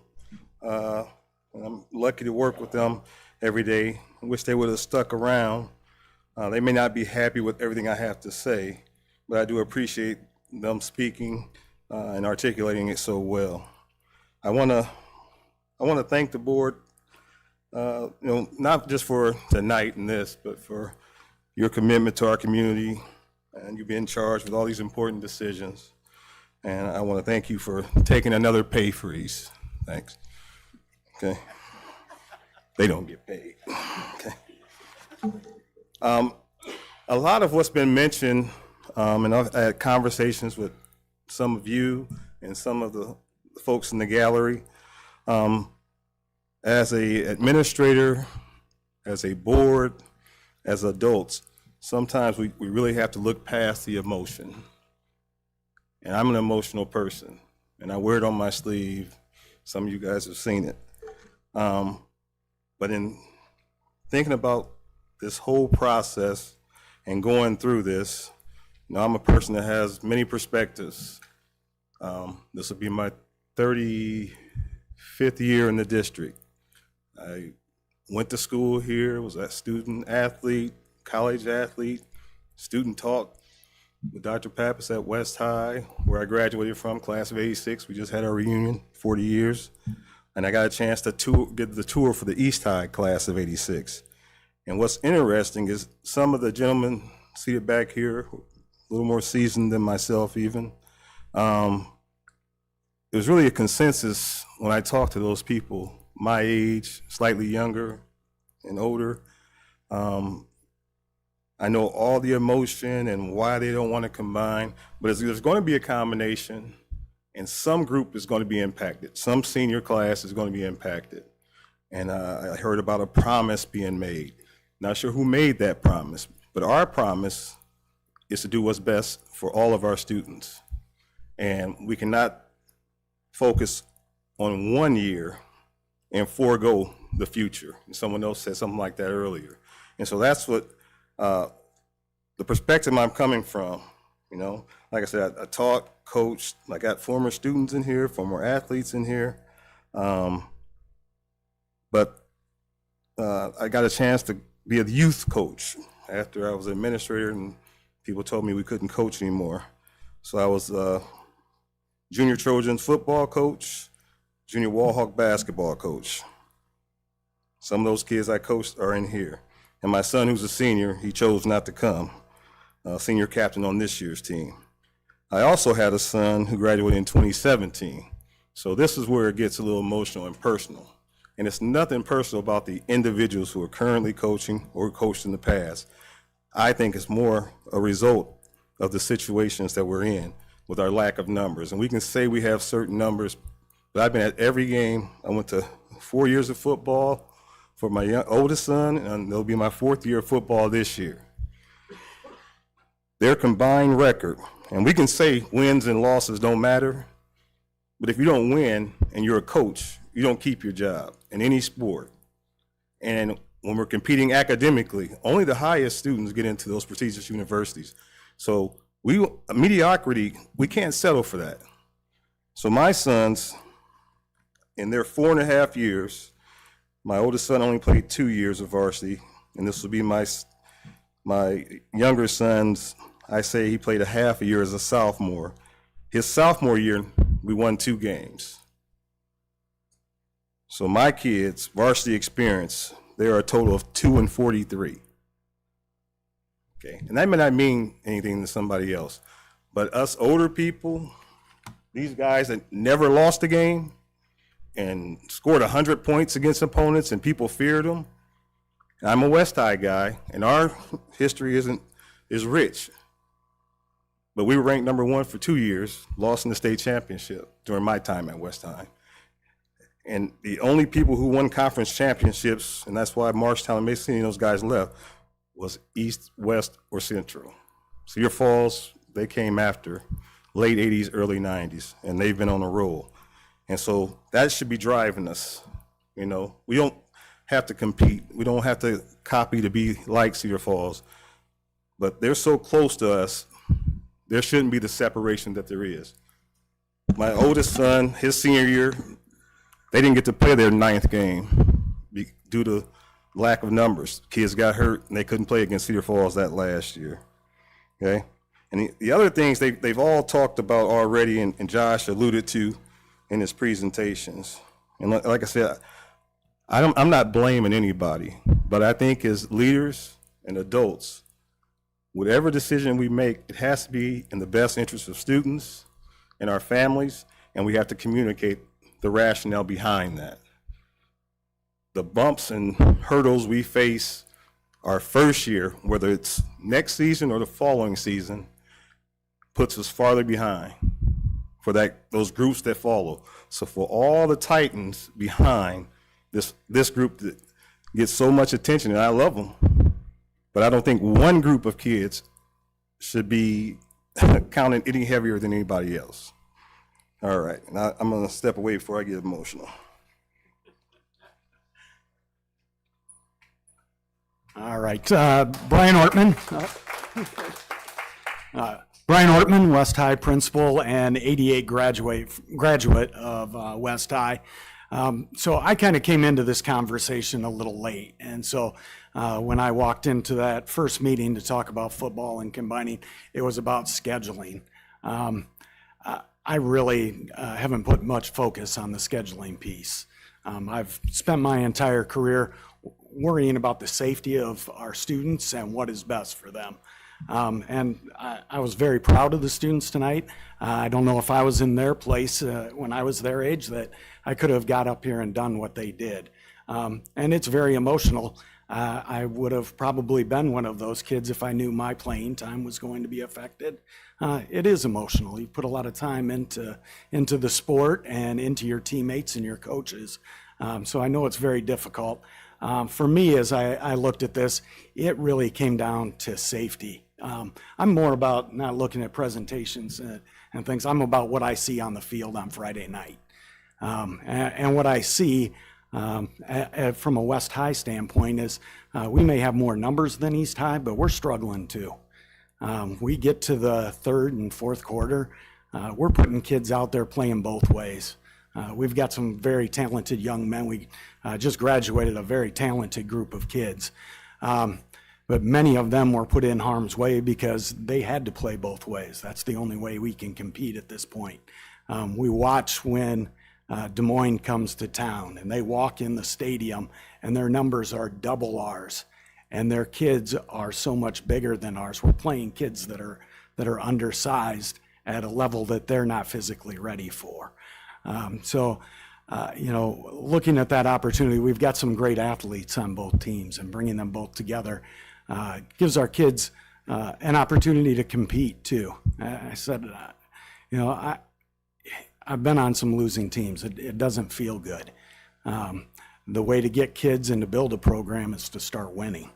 And I think we have a great opportunity to do that. Mr. Gibson said, this is an exciting time for Waterloo. I bleed West High. I am a Wahawk through and through. 4 years ago when I came to the district and applied for the job at West, I wanted to retire at West High. And I will always be a Wahawk, but I will also be a Titan and support our kids. It's about Waterloo and again, what's best for our kids. So I hope you consider the safety thing more than overall of the other pieces. That's, for me, the most important. I think our group, we've had that conversation over and over.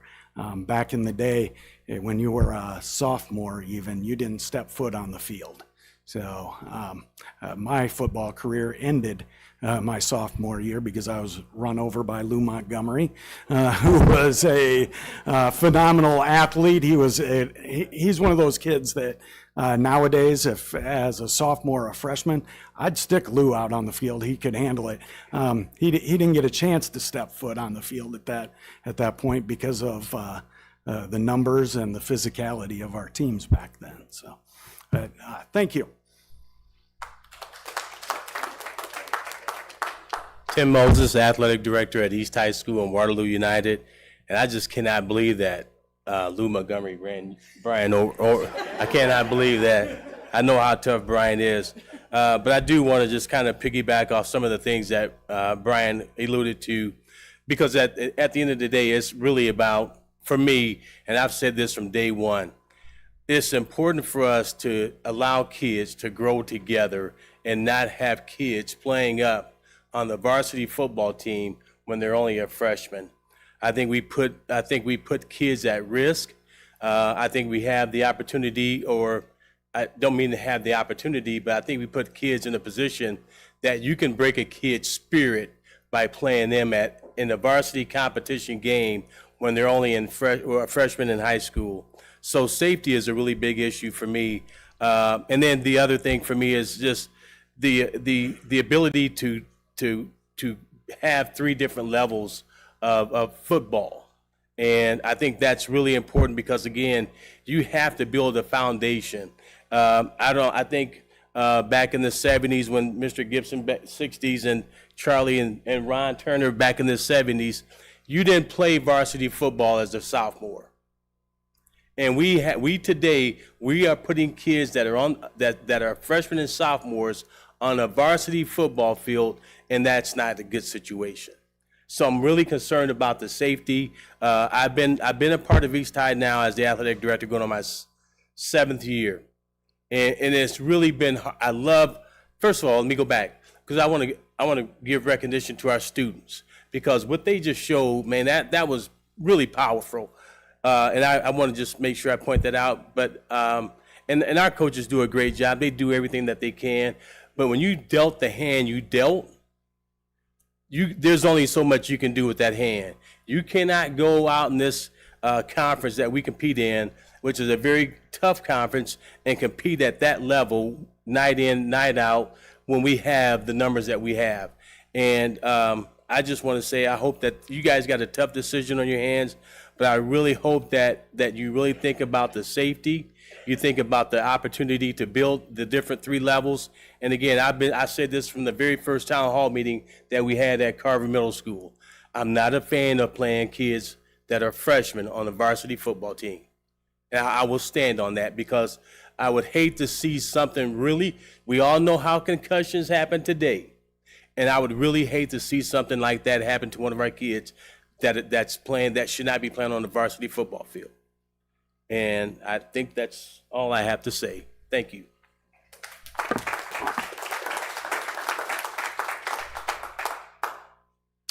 Tom Alsis, Waterloo West Athletic Director. Kind of an outsider, actually, because I'm one of the few people at the microphone tonight. I don't know if Zach's going to say anything, but we didn't grow up in Waterloo, obviously. So we're not a product of the East-West rivalry. We're not Wallhawks or Trojans or anything like that. But what I do believe and what I feel strongly about, and I was very impressed with our students were speaking from a position of passion and belief in what they are talking about and bringing to the table. And that's exciting to see, because without that passion, without the passion of our young people, we won't move things forward. We won't continue to grow and get better. And that's our goal, ultimately, to grow and get better. And we as adults, as school administrators, as coaches, our responsibility and our role is to provide the best possible experience for our students that are under our charge. And sometimes that requires total alignment with what everybody is in agreement on. Sometimes there are disagreements on what is the best. And ultimately, we need to consider all those factors and come together. I 100% believe, just as some have said, that we can provide a better experience for our students by coming together. We know we're going to come together, then it ultimately becomes, well, when do we come together? And I believe that we can provide a better experience for our students by coming together. We learn from our past experiences. We learn, as Josh referenced when he was talking, about some of the things we need to do better in some of these conversations. So we've aspired to do better with some of those conversations and some of that research and so forth. Things that I think are particularly specific to football in this discussion is, and those who've been involved with football for a lot of years know the importance of participation. And participation and numbers and development and all of that is, it's a very tough cycle, because once you are going down a certain path, it becomes very hard to change that momentum. It's much easier to build a successful program or to provide a great experience and to have lots of people out when you're doing well. Well, it makes it easy for me to choose to be a part of that program. We play a lot, when we play schools, a lot of schools, if you don't, and I think something that's specific to football also, the more kids that you have playing both ways, it makes it more dangerous for those students. But also, if you think about it logically, ultimately, if you have to practice offense and you practice defense, because you need to know those things when you're going to go into the game, and you know, I'm going to play all those snaps, well, you've spent not necessarily half the amount of time as somebody that you're going against learning that position, developing those skills. But I guarantee you haven't spent the same amount of time. Destin McMurrin, a great athlete who just got done playing for Waterloo West High School, and Destin McMurrin was playing against somebody from Dowling Catholic last year, and Destin was playing linebacker and Destin's playing receiver, and he had the ability to do those things. But also the reality is he practiced specific things half as much as that guy that he was going against, just because of what we needed him to do. I truly believe that we can solve some of the issues or some of the questions in the best possible way. I appreciate our students, and I think as we consider all the factors, it is important to consider the opinions of our students. Maybe we'll end up in agreement, or maybe we'll make a different choice than what certain people had. And that's okay. It's just up to all of us to do the best possible job for the students and support them and support each other moving forward. Thank you very much.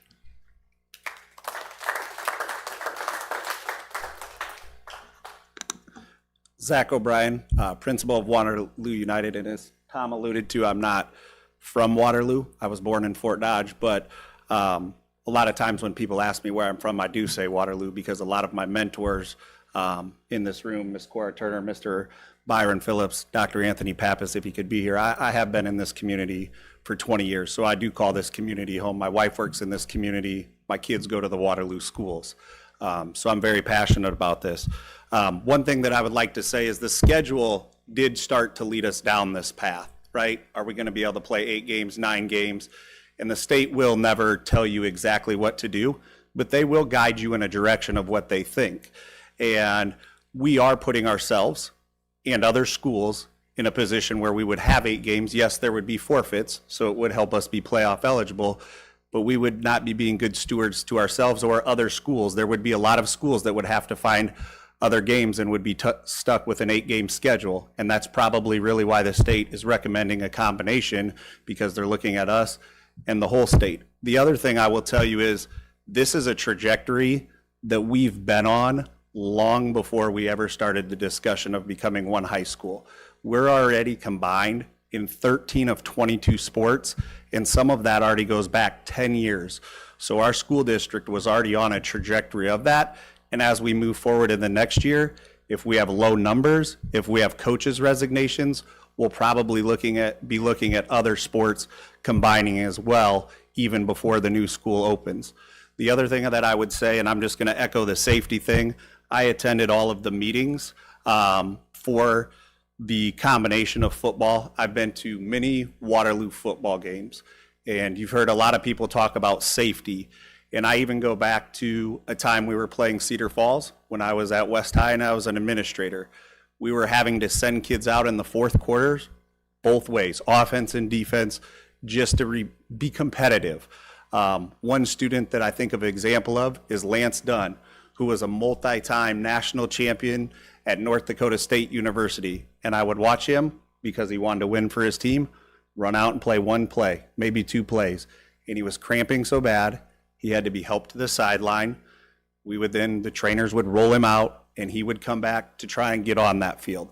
Every kid wants to win, and they are going to put themselves in a position and probably put their safety at risk at times to help their team be successful. And that's a position with football that we are putting our kids in and saying, hey, we need you. You're our best athlete. So then again and again, week after week, they put themselves in that position. I would also say, as a leader, change is hard, right? There's a lot of change agents that I have had to go through. Sometimes as leaders, we have to stand up and we have to look at the big picture and the whole picture. I'm absolutely blown away by the students here tonight. I was also blown away when the girls' golf team came and talked to you about a month ago, and their sentiment and their stories were much different. This was the best thing that we had ever done. I fell apart, a part of a team. I fell a part of a winning culture. I had a great experience, even though I wasn't on the varsity. I know a lot of kids tonight were saying, ooh, I'm not sure about how this feels. I wonder what their answers would be a year from now, 2 years from now, 3 years from now, if they had success. Would they be articulating the same way that that sixth place girls state team articulated, right? And so when change is there, it becomes nervous because we don't know if we're going to win or what is that going to look like. But sometimes as leaders, we have to see the other side for kids. We do that as educators, we do that as parents, and sometimes we have to make the best recommendation for kids of what we believe in, and that's tough as leaders sometimes. But if we're not willing to do that, then we shouldn't be standing here leading.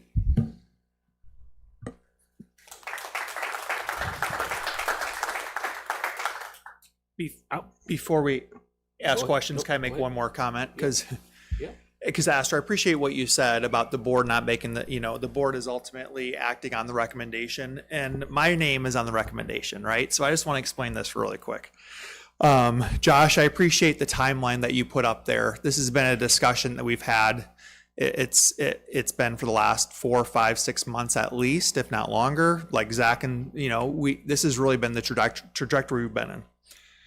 So we met, I want to say about 4 months ago, and it was on the timeline. But at that time, we had 8 key district leaders around the table.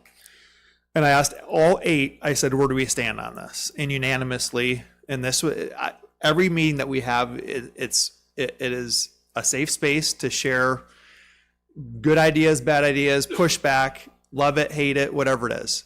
All 8 leaders who I respect, and you heard all 7 of them right there, and Amy was in there as well. As I'm looking at Byron, as I'm looking at Tim, Brian, the whole team, like years and years of experience doing this, of leading not only schools but sports for different backgrounds, right? Tom's been in different districts. I mean, all the different backgrounds, right? So at that time, 4 months ago, they said, absolutely, this is the right way to go for the reasons that we heard right there, which was scheduling, which was numbers, which was participation, which was full rosters, which was records, all the things, right? So as we've gone throughout the feedback process, about once every month I've touched base with them and I said, hey, tell me that we're feeling the heat right now a little bit. I'm looking at social media, I'm hearing the voices, right? Every time I go back to them, there has not been a waiver in terms of their response. It is up to me as the district leader to come to you with to come forward with the experts, the people that we've chosen for these positions, the principal at East High, the AD at East High, the principal at West High, the AD at West High. Each time, including a week ago, when things really got, we're feeling it, right? We hear the chatter. We know it's clearly, we heard it from the students here. And again, I applaud them as well. But even as a week ago, they said this is absolutely the right decision. Because I said, you guys, I'm gonna have to put my name behind this. The agenda's coming. So it's tricky. You guys are in a tricky spot. I say that to you all the time. You've got community members who are looking to, you got students who are adamant. I love the student voice. What's going on in my mind a little bit is I think about, Zach said it, you make tough decisions as leaders. And we went back and forth, Josh. Do we ask for the student voice? And I'm glad we did. I'm glad you pushed back because I was like, I don't know, man, this is going to be, because they get caught up in emotion, right? Absolutely, as they should. We would too. We were there. As I think back to us moving forward with the high school, if we had left the high school up to a student vote, I'm not convinced we would have that high school. Okay? I've walked through that thing 30 times the last 2 months. This is going to be the best thing our community has seen. It's going to be incredible. It's going to take some growing pains. Absolutely. It's change. It's not easy. I think student voice is important. Absolutely. I also urge you to consider the voice of the experts, the people who we have hired to do this work. Tim is a legend around here. Tim is in a tough spot. He's got he's got to go back to those students, and Byron as well. And they certainly made some very great points. But they came up here and said, we honor those voices, but we still feel like this is the best decision. So that's my explanation. I want to just make sure, this was so much back and forth between myself and this group, meetings upon meetings upon meetings about, is this the right decision? And each time they come back and say yes. So I just want to make sure the board knew that this is not just me. I think you guys know that, but this is a team that I've went back to numerous times to ask for feedback, and they do feel like it's the best decision. I appreciate you saying, hey, this probably needs more time. You mentioned that to me, to the group. A couple days ago, you asked, perhaps, should we take a little bit more time on this? If the board's maybe not ready with the information they need. And I agree, Lyle. We talked about that this morning, and we said, let's give it a couple more weeks, and that's where we're at. So again, I just want to take that time to let the board know that this is not just me. This is not just Josh. This is the whole team unanimously saying this is the right decision. And the student voice is important, but I also want you to make sure that we listen to the experts who are doing the work in the buildings as well. So thank you. So I have a mix. I have questions, comments, and I'm gonna probably throw some opinions in there as well. Just being a lifelong resident and hearing my mom's excitement of East Waterloo back in the day, and my uncles, and all the history. And I don't want to hog or take control of the questions, comments, because I have quite a few. So I'll look up, and if somebody wants to chime in, then I'll come back to it. My first thing I want to clarify, though, that this started, it sounds like, per the board, is that it kind of started in December of 2025 with this ask, or to explore just going to one football program. So the first thing I want to talk about is the timing. And there has been other programs that have combined in between that time from when football was first initially talked about. So one, why was all this not on one slate, as the young ladies and some of their people that has those questions? If it was so important to start combining and starting early, why are they being piecemealed and not all bring it on one slate? But before we get into that, I want to address some information that we received as a district by Principal Zach O'Brien's request. So during the town hall meetings, it was mentioned about the scheduling, the lack of games, and I hope Mr. Aldridge is still here so he can hear this as well. But will the new school be playoff eligible? It'll be on the second year cycle. Will they be able to have games? Will it be a 9th game? Will it be an 8th game? How does that work? And toward the end of the meeting, Principal Zach O'Brien requested that the state send information to the Waterloo School District. Now, I had already contacted the state and talked to Jared Chizik and asked, had anybody from Waterloo contacted him regarding this information? And he said, yeah. He kind of chuckled. He was like, yeah, it was kind of a while ago, like December. And I'm like, okay. So he started explaining to me what we were looking at. And I asked the question, I said, well, did you tell them that? And he told me yes. So when Mr. O'Brien asked for this communication, we then reached out to the Iowa High School Athletic Association, and they gave us a sheet that mentioned. Now, this is in between the East High Town Hall meeting and the West High Town Hall meeting. In the letter that was received, it says the 9 schools on East's original schedule would, not may, not might, would be able to find a replacement game in 2028, which means they play 9 games. They'll play 9 games. It goes on to say, more than likely this game will be week 0, allowing schools to begin practice a week earlier with a bye later in the season, as I don't anticipate larger schools being open during weeks 1 through 9. These replacement games will go as a no contest in terms of playoff qualification and would not have an impact on the RPI, as the original opponent is already receiving the plus 17 as the new formula that they came up with about 3 or 4 years ago. So the question of not having a game, a 9th game, is answered. There'll be 9 games, right? It'll also be a benefit, a plus 17 toward playoffs. Similar to, you don't want to put somebody on your schedule because you think you might not can't beat them, and you want the best possibility or best opportunity to go play in the playoffs.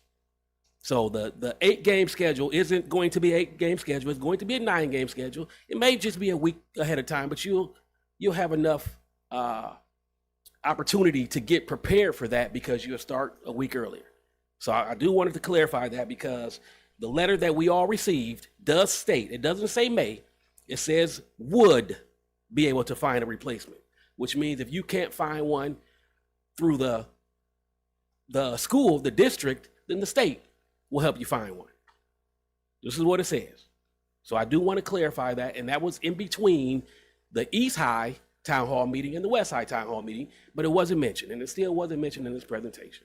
So I do want to clarify that. If anybody wants to see the letter, each board member has one. Does anybody want to step in before I continue? No? You want me to roll? Okay.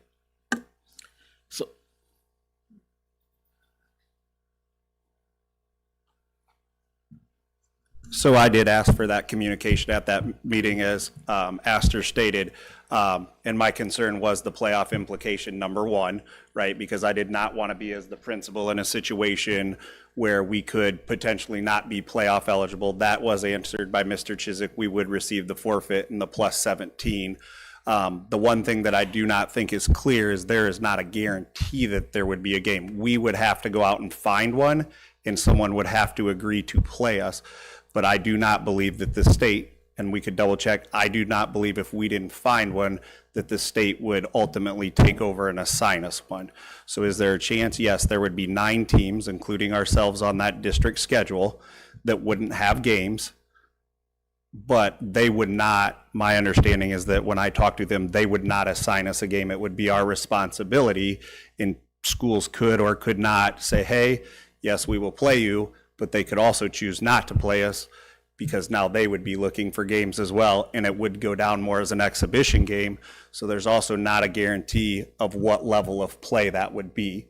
As a former coach, I would say if I was a school playing an exhibition game, there's probably a strong possibility that I'm not just going to play my starters. We're going to play a lot of kids. We're going to do a lot of different things, because that game counts for nothing for those other schools.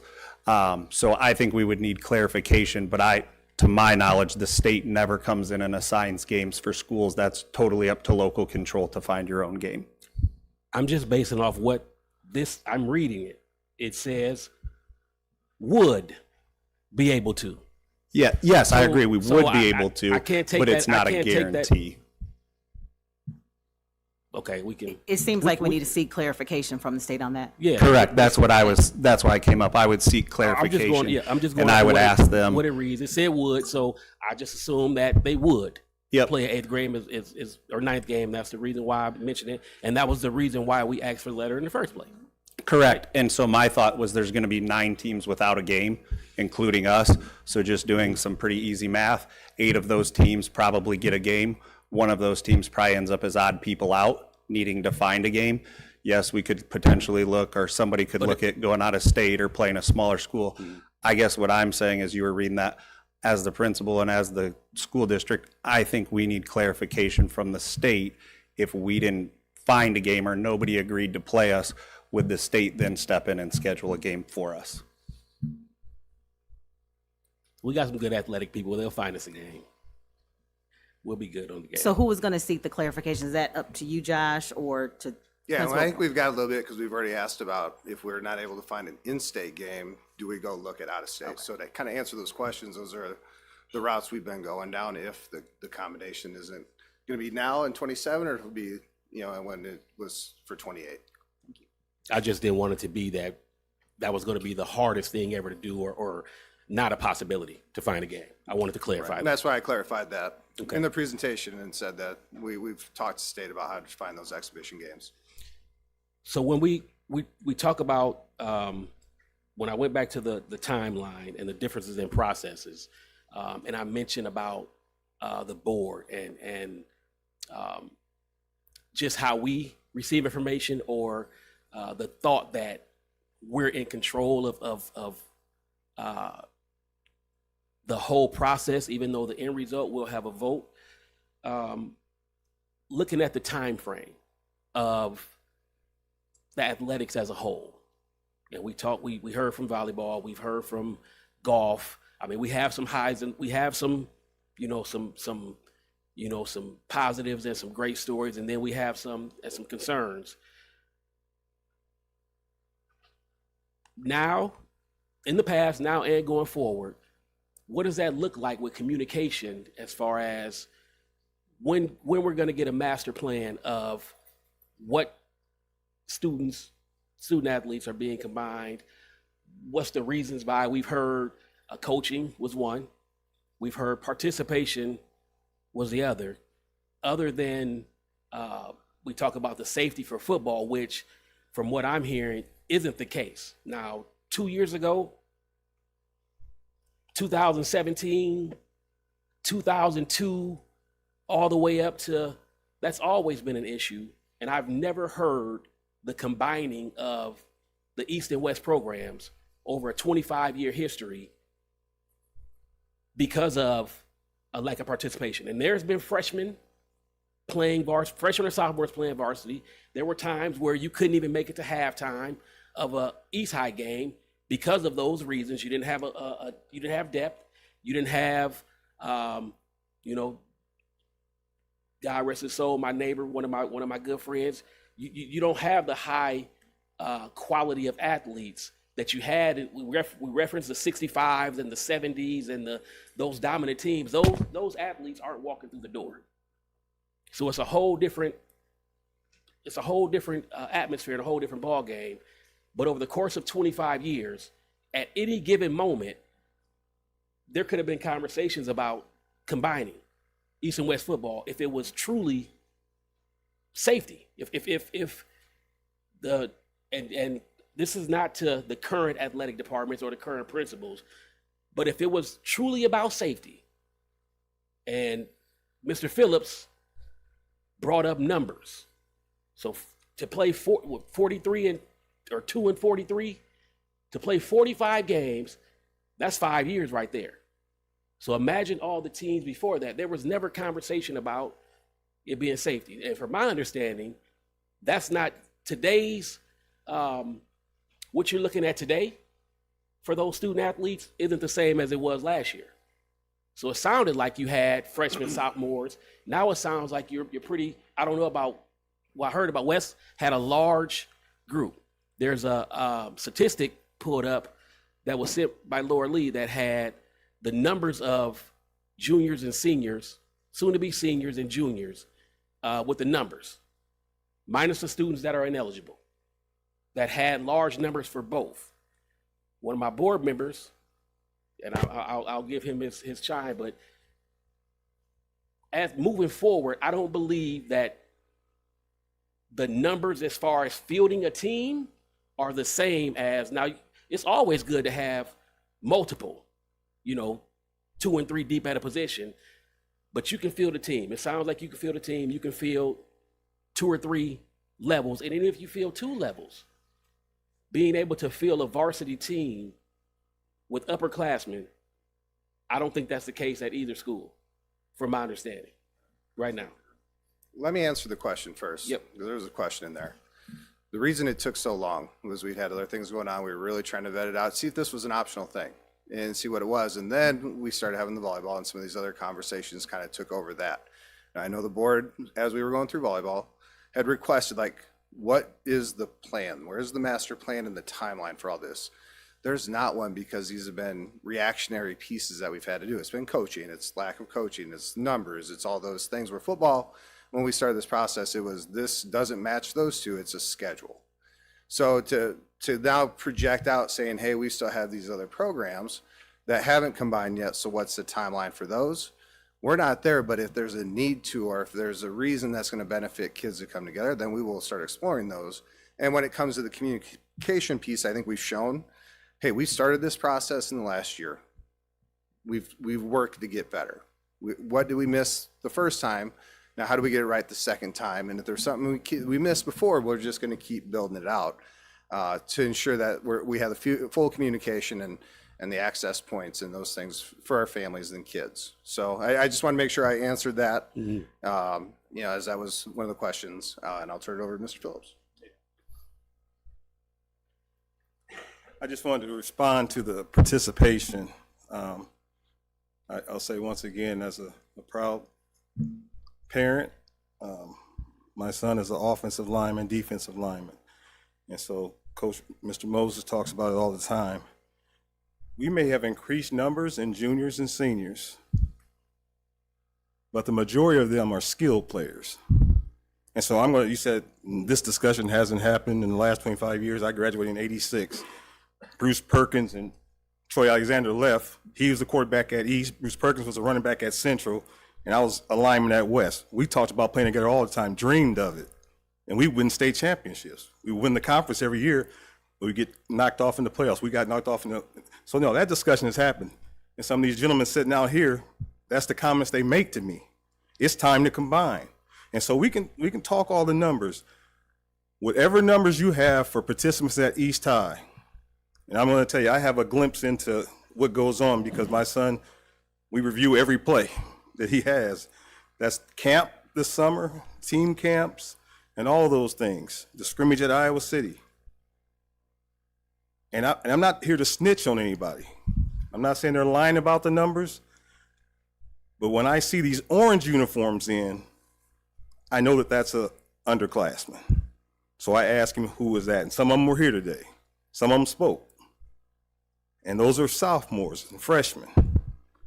They're getting in, they must be preparing them for something, because I know how many linemen they have, and it's not enough to play both sides of the ball.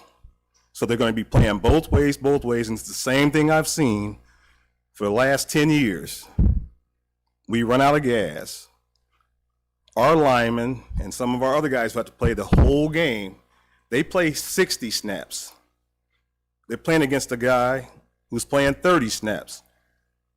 It's physically impossible to compete with those guys that play half as much as you. You may condition the same, but you're playing two sides of the ball. It can't be done. The other thing that hasn't been brought up is the fact that we are settling for mediocrity. And you can talk to the West High administration. Okay, they have a good year, win 5 games, win 6 games, qualify for the playoffs, and they know what's going to happen once they get there. They can't compete with them. They run out of gas. You mentioned Destin Marin, Lance Dunn over the years, all these people. This isn't guesswork. This is science. That's why college teams and NFL teams and our successful teams in this state have the depth that they have. At some point in football, you're going to be injured. And if any of these guys that play football say they never got hurt, man, that's a miracle. Our linemen don't last the whole game, and we end up at the end of the season playing games out of position. And I know Mr. Moses didn't mention it. We have guys that wrestle, and I talked to Mr. Knight, wrestle 160, but then you play offensive guard against guys that are 280. And what do you expect to happen? And it's great that they have the heart and they want to compete. But as Mr. O'Brien said, it's just what we have. So what I am tired of making do and just making it to the finish line. We want to be running people over again. And we cannot do it the way it is. And I won't mention someone, but had we combined the two teams last year, may have had a chance to compete because we had some linemen at East that were on defense that may have been better. And so just things like that. And there's a personal thing that we got to take out of this. I know it's going to impact certain people. Man, I don't have anything against anyone. Once again, it is for those kids coming behind. Waterloo United is going to be around for a long time. Let's start that groundwork now. And whatever numbers that you're getting, and Mr. Moses might have the most recent numbers, and I hope people got their paperwork. They were here tonight, but we only had 26 athletes who had completed the registration to participate. So we don't know how many kids we actually have. And I know that for the football program, they counted every student athlete that came through the weight room and said they were playing football. And Brian Ortman, I'm a couple years older than him, he can tell you, back in the day, yeah, we had 80 kids out for football. They showed up for everything and they came to practice and they finished the season. Football in America has declined over the last 30 years, participation. Kids don't play. COVID, it spiked a little bit, now it's leveling back off. So you're not gonna have those 100-member teams, not in our community, because our demographics has changed. And we wanna hold on to the past in many ways. We don't have the students that we used to have. And the numbers just aren't there. So, and I'm not here to be argumentative or combative, but I want to make sure we have all the facts. And when we say things about we have the numbers and our coaches, if they're saying that, I only hear one side of the coach. The other side is telling me they're short. They played more at West. They played more sophomores than they have in X number of years, and they don't want to do that. So it's a spiral, and we'll keep doing it. Like I said, our best athletes right now, great kids, but they play the same positions. And you can only have so many of them out there at a time. And they're not blocking for one another, not tackling anybody. I appreciate that because like I said earlier, we can only go off of the information we receive. So that's why I mentioned that. I think we get misinformation. I only have one more question, and then I'll turn it over to whoever else. As an athletic department, as a district, as a community,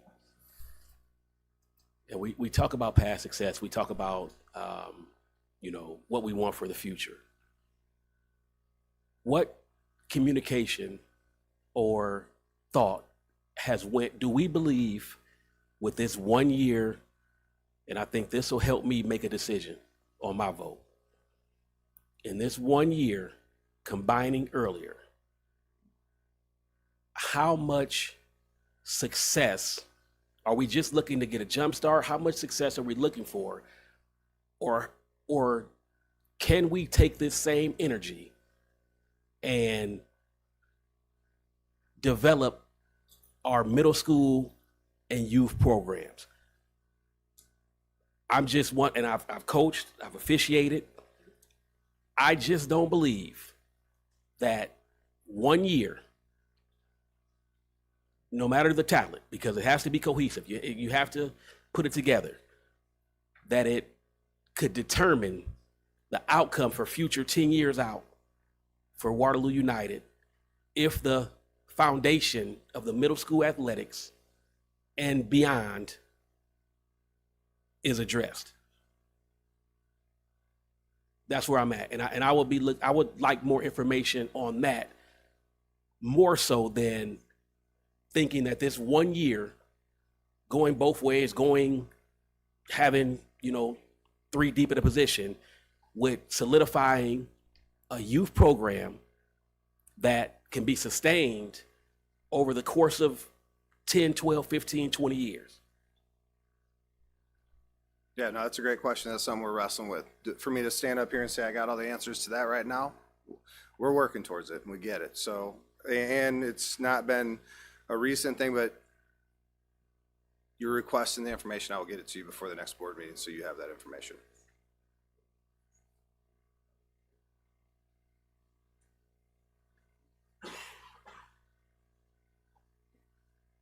Y'all left me by myself?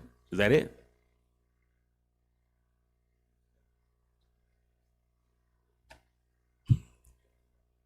I know I was long-winded, but I got a question too, but go ahead. Mine's more of a comment, but you know, I'm going to go up to the 30,000 foot level here. The biggest and most important change in Waterloo history is what we're involved in. Maybe the combination of East Waterloo School District and West Waterloo School District might, but this is much bigger and much more current. So I'm going to ask again, we need project planning. We need master plans. The athletic master plan is one of them. The other ones, the WCC, the Career Center Master Plan, is number one on my book. The junior high master plan is another, and even the middle school. Those are all master plans that need to be developed. If you don't, we're going to be apologizing, making mistakes and apologizing, which always happens if things are done piecemeal. We're going to be apologizing for volleyball. Next, we're going to be apologizing for something else because we missed the pieces. There was no master plan in place. And this affects athletes. These other master plans, as Astor just mentioned, we have to develop the middle school, whether it's football or all the other athletics. We need to develop the junior high in order to ultimately have the success we're looking for, become the titans of the state as in sports, as Waterloo once was. So right now, we need the master plan for athletics, and that's all athletics, including band probably, and cheer, and everything else. So there needs to be some professional project management of each of these 10 or 11 master plans, because you're not done once you get all those finished. You think they're finished, but they all have to be woven together. So the athletic master plan has to meet the high school master plan, the career center master plan. They all have interconnection points. So I think that's part of the reason we're kind of in the situation we are, is it's ad hoc and piecemeal, and that's my main objection. I'm hoping through all this discussion, we're seeing why it's necessary to actually develop these master plans, timelines, individual sub-projects, responsibility, assignment, and then follow-up, accountability. So I know that sounds kind of like, but if it's not done, again, we're going to be apologizing all over the place because, well, we thought we had this, but we really didn't. And so I don't want to, repeat the volleyball thing again. So I'm just calling on the whole organization to develop these master plans and the board to demand they be developed and hold everyone accountable. That's my speech.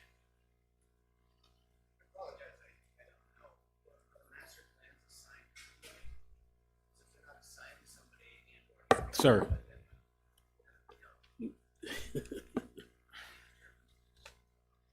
Is there any way? Jesse, go ahead. Okay. Well, just bring some perspective here of 2026 was my last year as a parent in the Waterloo School District as my youngest of 4 graduated. And it's been an interesting time for athletics and activities. All 4 of my children participated in numerous activities, were sports, it was band, it was other. And it's interesting for 3 of them. And some of it deals with the coaching piece here. And I think that what Mr. Moses, Mr. Phillips, and Salsas and the staff back here talk about.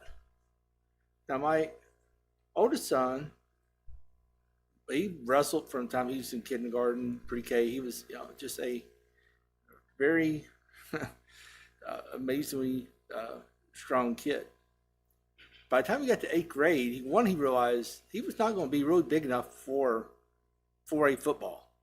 And Brian can attest to it. Brian had him in elementary school, and he was just, but he realized, I'm 130 something pounds when I'm in wrestling weight, and they're going to put me in a lineman position. That's what they put him in 8th grade, lineman, or maybe linebackers. Lucky to be small. It's like,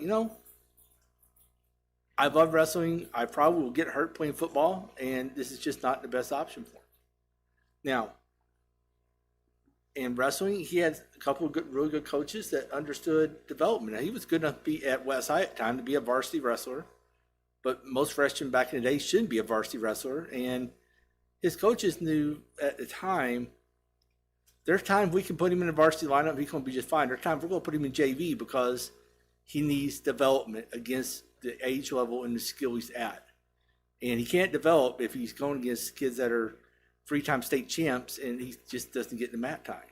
So the coaches they understood where we need to, when we need him, we can, but when there's situations, we don't have to put him there. We can, we need to take a forfeit there and let him develop, we can.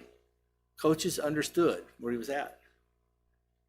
My next child, now she come in and I'm going to talk about adaptability. She come into one of probably the 3rd combined team in Waterloo, girls cross country at the time. They had not been combined, and it comes to a situation, I can't remember, it was lack of a coach word, but they combined them right in August. And, cross country, some of the girls have been running, and, the team struggled. But the girls were happy being combined. You listen to the stories after a season, and even the coach talking about Coach Reimer had them at first season combined. She's like, I never would have thought, I'm very competitive, but just listening to the stories, how these girls really grew together and got to know each other. And so, if my daughter come along, she was a freshman, she was a good runner, but she could not be varsity and towards the top. But when we went and run against the Cedar Falls and the Dubuque Hempsteads, our girls are towards the back of the pack. So there again, there's times where the coaches, would choose, we're going to put some of the girls, in a sophomore race, not a varsity race, because they need to be able to see where they're at against their peers, not be pushed before they're ready. And so letting them build confidence, because, if you're in that, you're just getting, you're in the back 10% of race every time, your confidence goes away, and it makes you maybe a little bit harder to want to just hang in there. This generation of kids is, son of mindset's a little different than, when I was a kid, where, you're never going to give up. And that's not necessarily the mindset what our children have been through.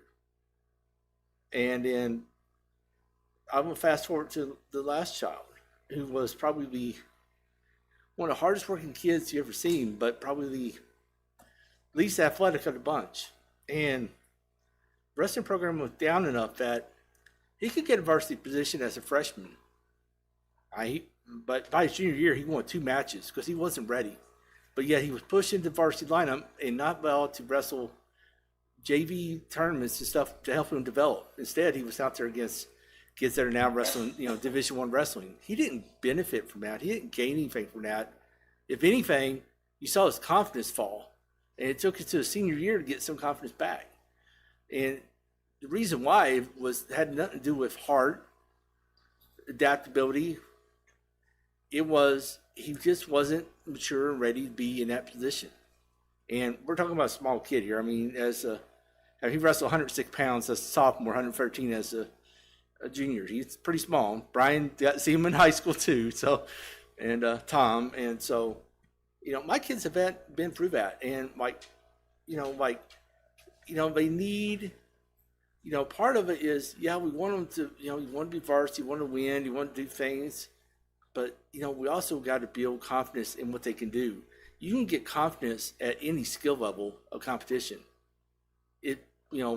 Whether you win at a varsity level or win at a JV level, it just means something to you. And, building the confidence for them. And there, I just saw, I've watched 4 years, and literally at times it seemed like he regressed because he wasn't allowed to develop. He was put in the wrong situations. So, we had to think about, long-term effects of our student athletes, and are we preparing them for the next stage of life? Because most of the kids will never compete at the college level. High school is where it ends. So you want to give them an experience that they will take forward and say, I remember the good times. I remember what we did. Because, there's plenty enough challenges in the world ahead for them. And every year it gets a little more challenging. We think, what else could our next generation see? And boom, here it comes.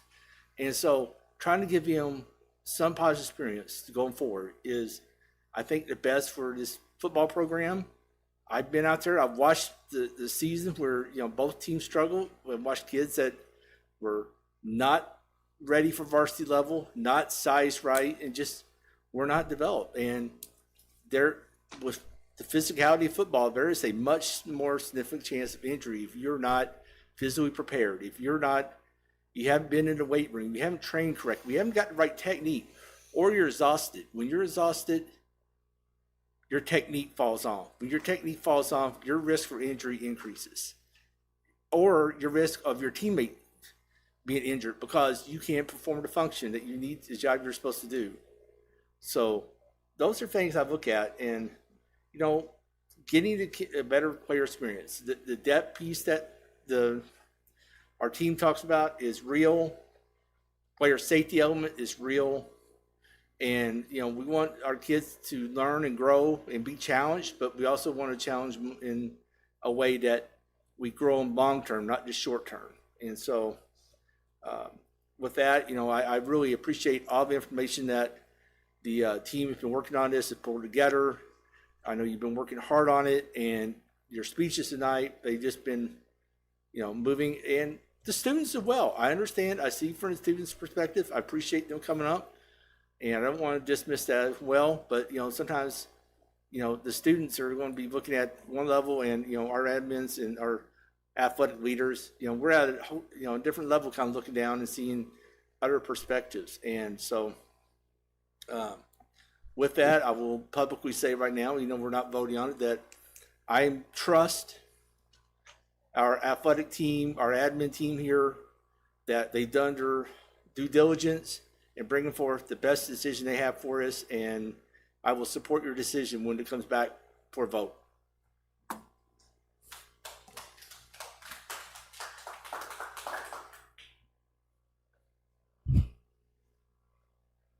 Anybody?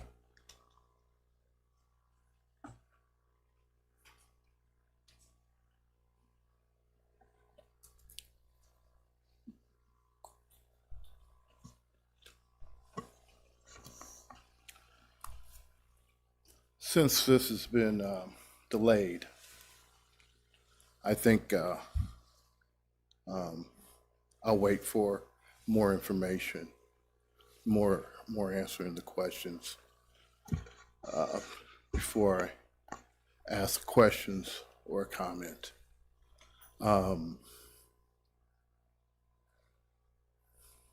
So that's where I'm at.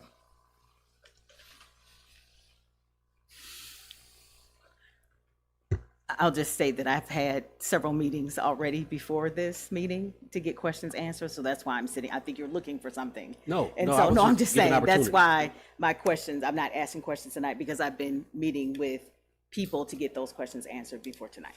Thank you. I just wanted to make sure everybody had an opportunity. think that's it. Thank you. Thank you. Appreciate you guys. Keep up the good work.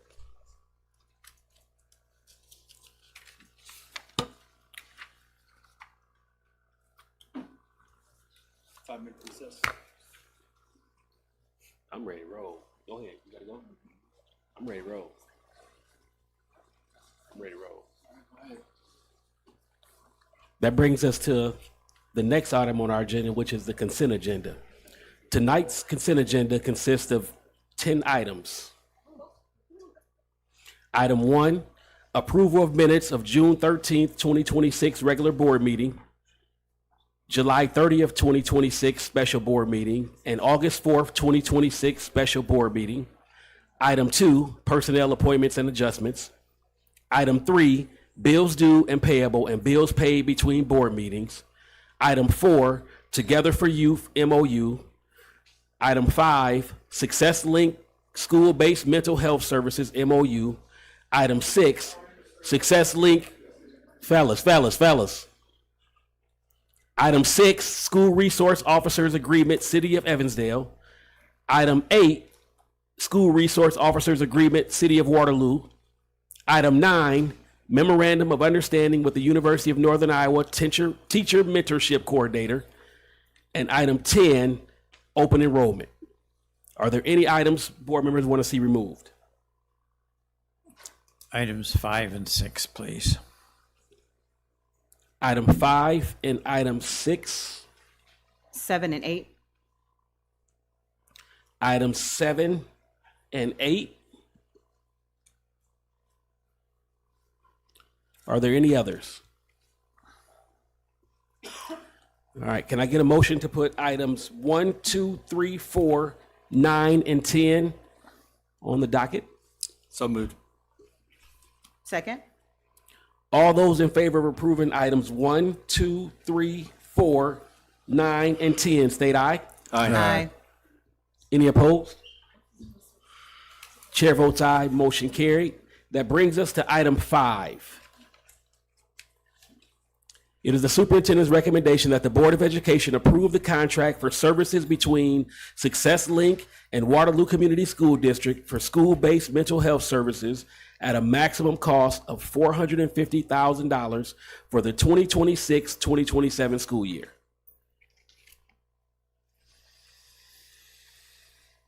Can we get a motion? So moved. Second. All right. And I see Sheena's already made her way up to the microphone. Our Director of Student Services and At-Risk Services. Got a question? Yeah, this is, I believe, a $450,000 expenditure for 7.8 FTEs, which is reasonable. That's $68,000 per person. But could you just share what do they do, and who are the students that they contact or contact them? What's the entire process? These are not Waterloo employees, Right. correct? Right. Yep. These are contract employees, but we're paying their. Absolutely. So this is a component, a small component, not a small component, a component of our Success Street programming. So I've actually invited some individuals that work within the clinic and also oversee our therapists to share some more of that information, Lyle. So, okay. All right, Alyssa first. She's from Unity Point. She's going to talk about the therapist, those 7.8. Hello, I'm Alyssa Fruitnick. I'm the manager of behavioral health services at Blackhawk Grundy Mental Health Center, and we are the on-site mental health therapists that provide this care within Waterloo schools. This last school year, that $450,000 actually funded 8.6 FTE of our school-based therapists. So the district cost is about $50,000 per therapist. We cost share about half of that cost overall. We use district dollars, grant funding, insurance funding to wrap around those costs in total. Last school year, we served 492 students.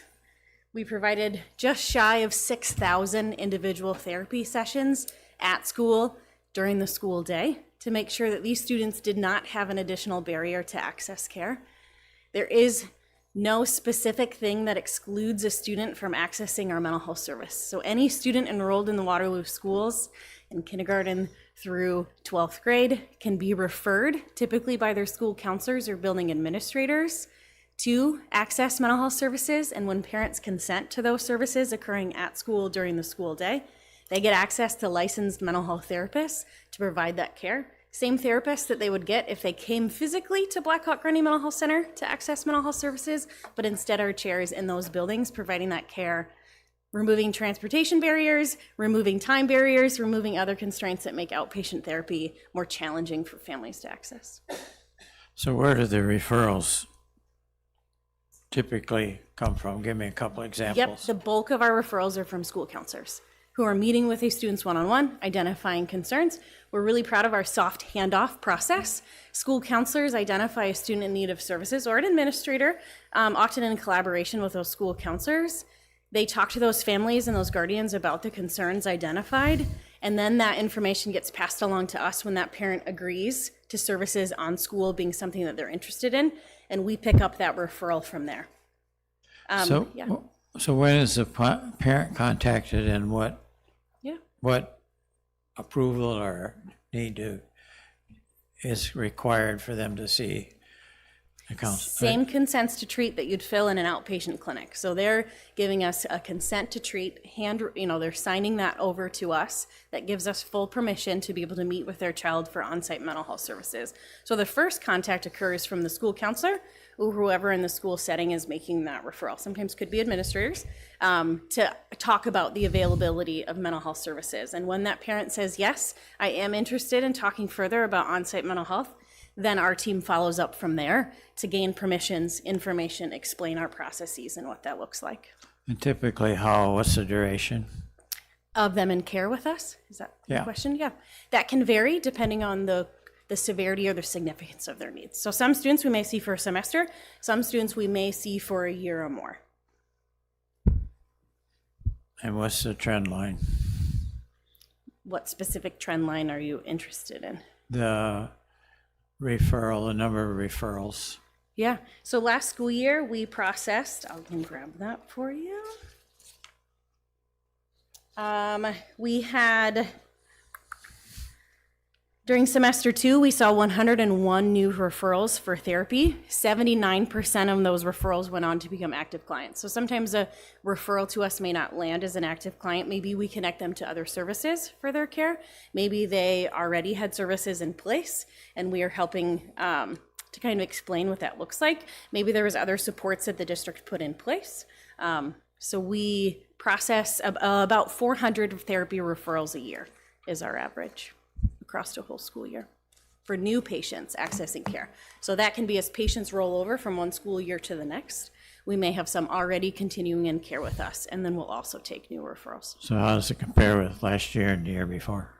I'd have to get that data for you. We have a lot of longitudinal data, actually from the last 12 years that we've compiled over time, and I'm happy to send that off to the board. Okay, thank you. Yeah.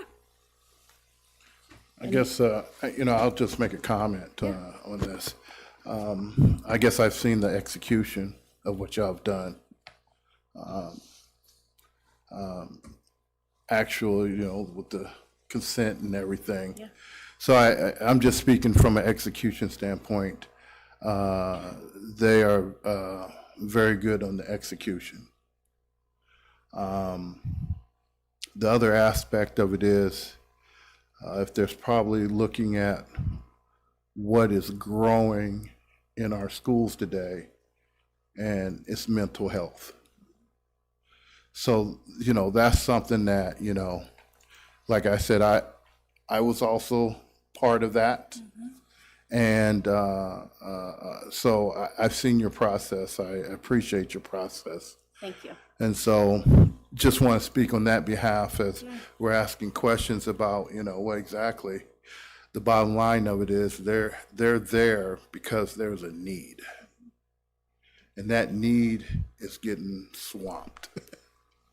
Yes. So I just want to put that out there. Thank you. I appreciate that. We work very hard to remove as many barriers as possible to make sure the access to care is as seamless for families and students as we can. Yeah. All right. So all those in favor of approving the superintendent's recommendation, state aye. Aye. Any opposed? Chair votes aye, motion carried. Thank you. Thank you. That brings us, I think you're up next. That brings us to the next item on our consent agenda, item 6. No, that is 6. That was 6. Oh, yep. Item 6, Success Link Coordination of Success Street MOU. It is the superintendent's recommendation that the Board of Education approve the Success Link Coordination of Success Street Memorandum of Understanding for the 2026-2027 school year at a maximum cost of $100,000. So moved. Second. Another one? Pretty much the same. Pretty much the same questions here in terms of what do they really do? Success Street's been around forever. Is this just kind of more of the same, or I know this is $100,000. I don't know what is this the same story where we're contracting? Yeah, yep. So this is within our buildings, but technically kind of a contracted service. I had a feeling there would be questions, so I brought the experts again. I'm gonna have Joni and Brad come up and share a little bit. Joni works within the clinic, so she has that daily experience and she can Okay, thank answer you. all the questions. Appreciate it. Hi, I'm Joni Spencer, and I manage the Success Street sites. We have been around for over 3 decades. Brad McCullough had this vision, and we've been around. We've been providing a lot of services in the schools. Do you want a list of those, or mental health is the majority of our service? It would be the majority. We also provide, we bring community resources into the schools to alleviate barriers, so that an example of that would be if a young person needed to talk to someone about a healthy relationship, or role play a conversation about going home and talking to their parents about a sensitive issue. If someone needed to have vaping education or just wasn't handling stress very well, we have healthy coping kits, we have vaping education. We serve thousands of children every year, and through a variety of community providers, and we bring them under the umbrella of Success Street. We coordinate 3 services, or 3 sites, excuse me, one at Carver, East and West, and we're also available to Cedar Falls schools. But this money particularly would cover having a resource navigator, so when students come into the site, we can link them to services, and then also the coordination, a little bit of my position. Brad provides a lot of data to the school, and also community agencies.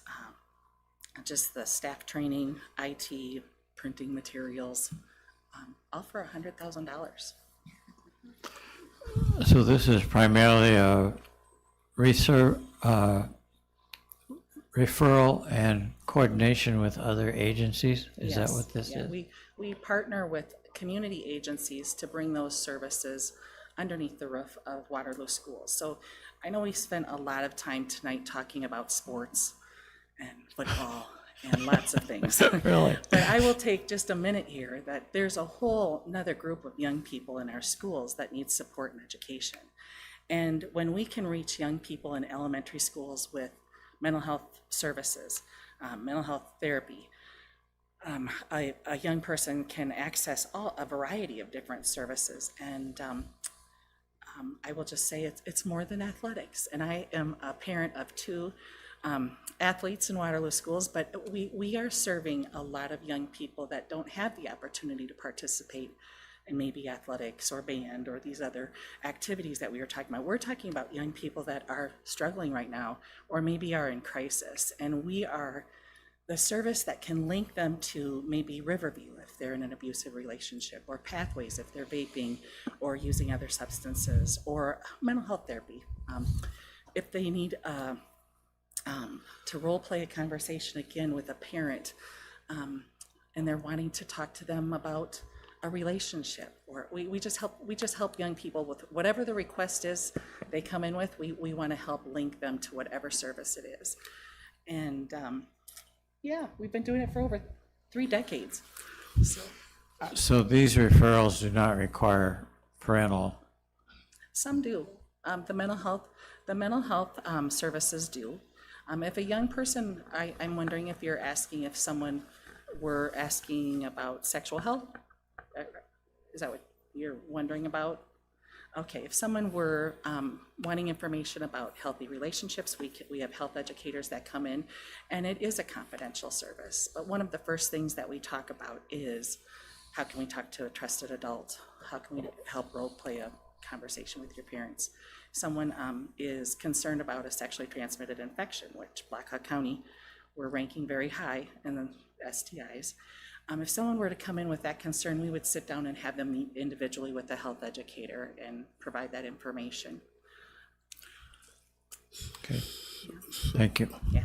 All right. So I'm here to say it again about their service. I think one thing that you kind of played down was you bring awareness to a lot of the kids. And the fact that they're at certain locations, trust me, if we had this at every school, it would be full. So I'm here to tell you the execution of them. I've been involved with them. Also have suggested students to them. That's something that I think that we just. It's easy to look other places, but the bottom line of it is that we're trying to make sure they're in the best environment to get where they need to get to. They're that added value that it gives us as a district. So they're an added value that I just think that they're golden. They're golden. Oh, that is so wonderful to hear. Thank you. I'll go ahead.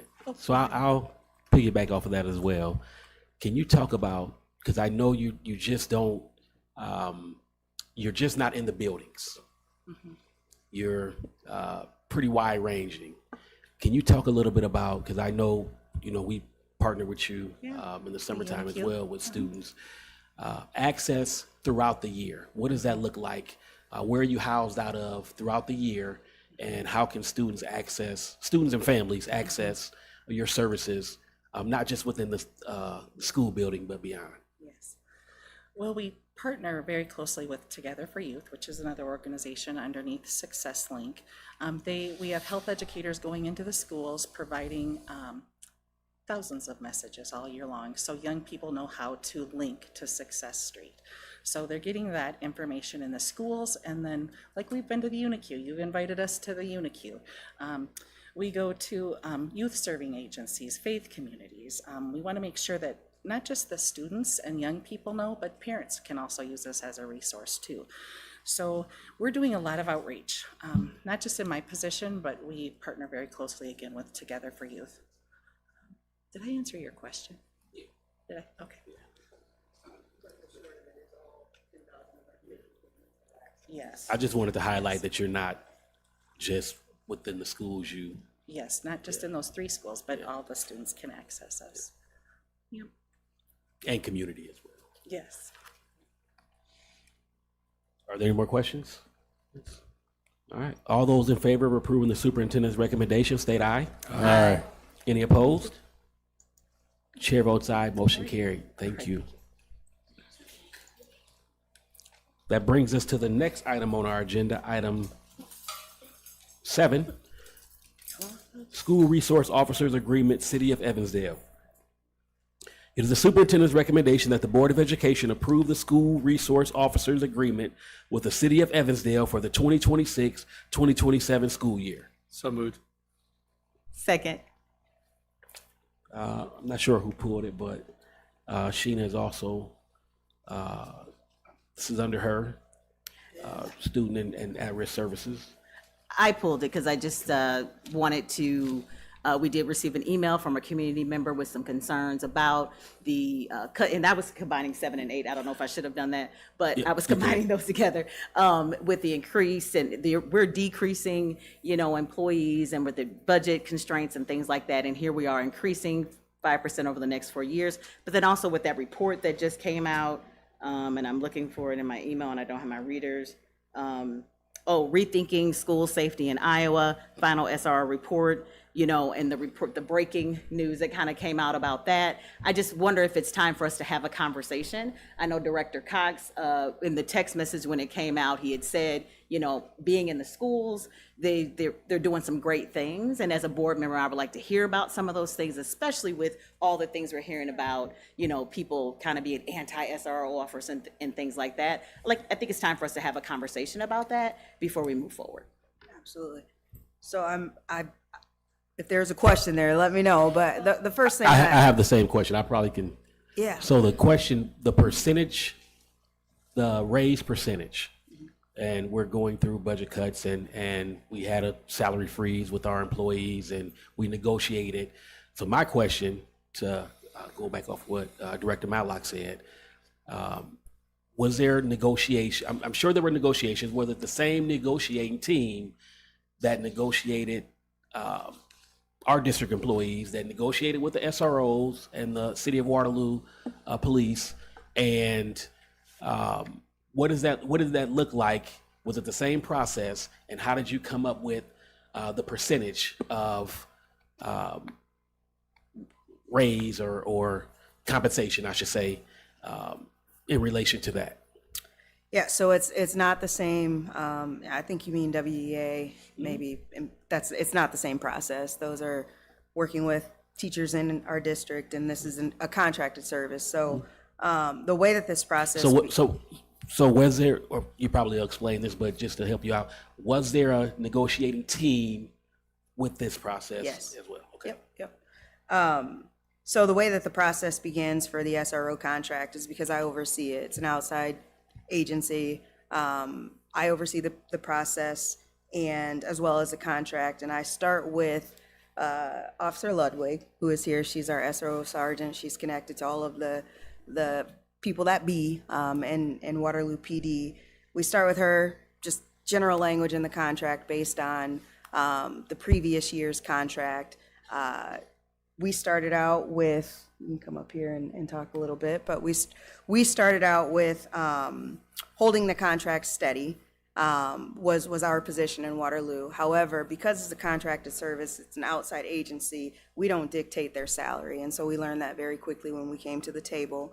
One of the things that I want to point out right away is Waterloo Schools only pays a portion of SRO salary. So we pay 38% of their salary and benefits. So although you see the 410 price tag, the actual cost fully of an SRO is almost $1 million.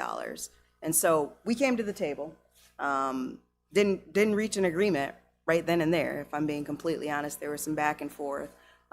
They came with a different proposal after going back to their team. And my final was to ask JT, how does this look over the course of a 4-year contract? Are we losing money? Are we paying exponentially more than we have been? And actually, and JT, you can speak to this a little bit, I have your quoted email. But over the course of, I'll just read it. If we assume no staffing changes over the next 4 years and budgeted for a 3% annual increase, our estimated baseline cost is $1.769 million. This negotiated proposal brings the 4-year base cost to $1.751 million, which is about $19,000 under budget. So I think a strong partnership between the two of us. We landed there.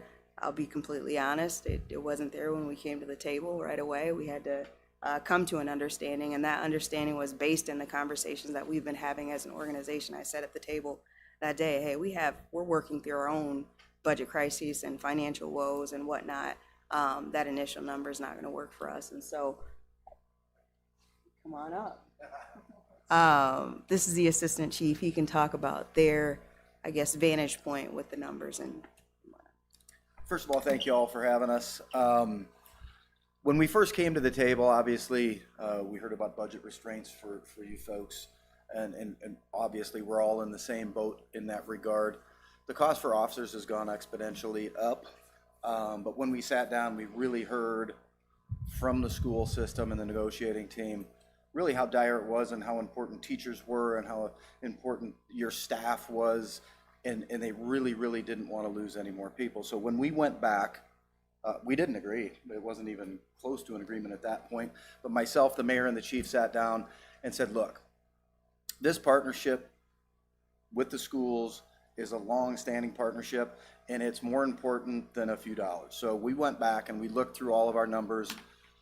We were able to cut out your salary, so, which was a part of the SRO contract, a portion of her salary, the 40%. So just to give you round numbers, one of our SROs with benefits is roughly $160,000 to $170,000 a year. You don't pay 40% of that. You pay 40% of the salary that they make. So let's just say that they make $100,000 a year. That's the number you're paying. You're not paying the benefit package on that. So we also took out some of the training costs. And the reason that we did that is because, again, the partnership with the city, the mayor, myself, and the chief was more important than really having this battle, knowing what you were all going through. So when we first sat down to look at it, the first year of the contract non-negotiated in this manner would have been $431,000, $452,000, $475,000, $499,000. Those would have reflected our pay raises as we went through that 4-year process. At the end of the negotiation, and what we came up with was $406,000, $426,000, $447,000, and $470,000.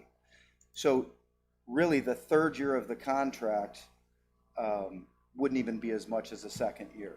The first year of the contract would be $25,000 less. The second year of the contract would be still $25,000 less, and so on and so forth. So what we did is we cut off enough costs to make sure that we could still do what we need to do. Our officers, when they're in the schools, we really don't get, I don't want to say we don't get anything from them, but from a calls for service perspective, they're the schools. They are the schools. So their calls for service are really just in the schools, whether it's moving from this school to this school. They're not helping us out on the streets unless they have time away from the school or there's a day off from school. In the summer months, most of them save all of their vacation so that they can use it during the summer months when there's no school. So we don't get a lot from them in terms of that. That's okay. The relationship was much more important to us.